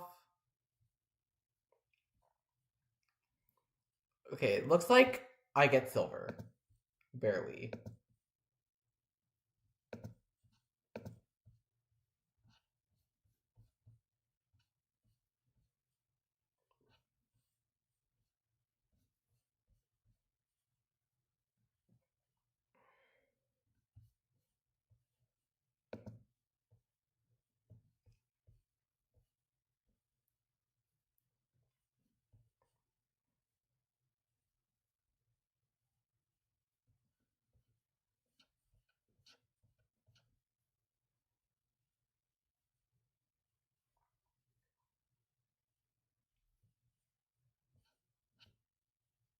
Okay, so it seems like I missed gold cutoff by some docs. Like, it's fine. Alright. Yeah. Okay. Alright, I'm gonna go ahead and end stream now. Thank you. Thank you all for watching. Thanks for everyone who stopped by.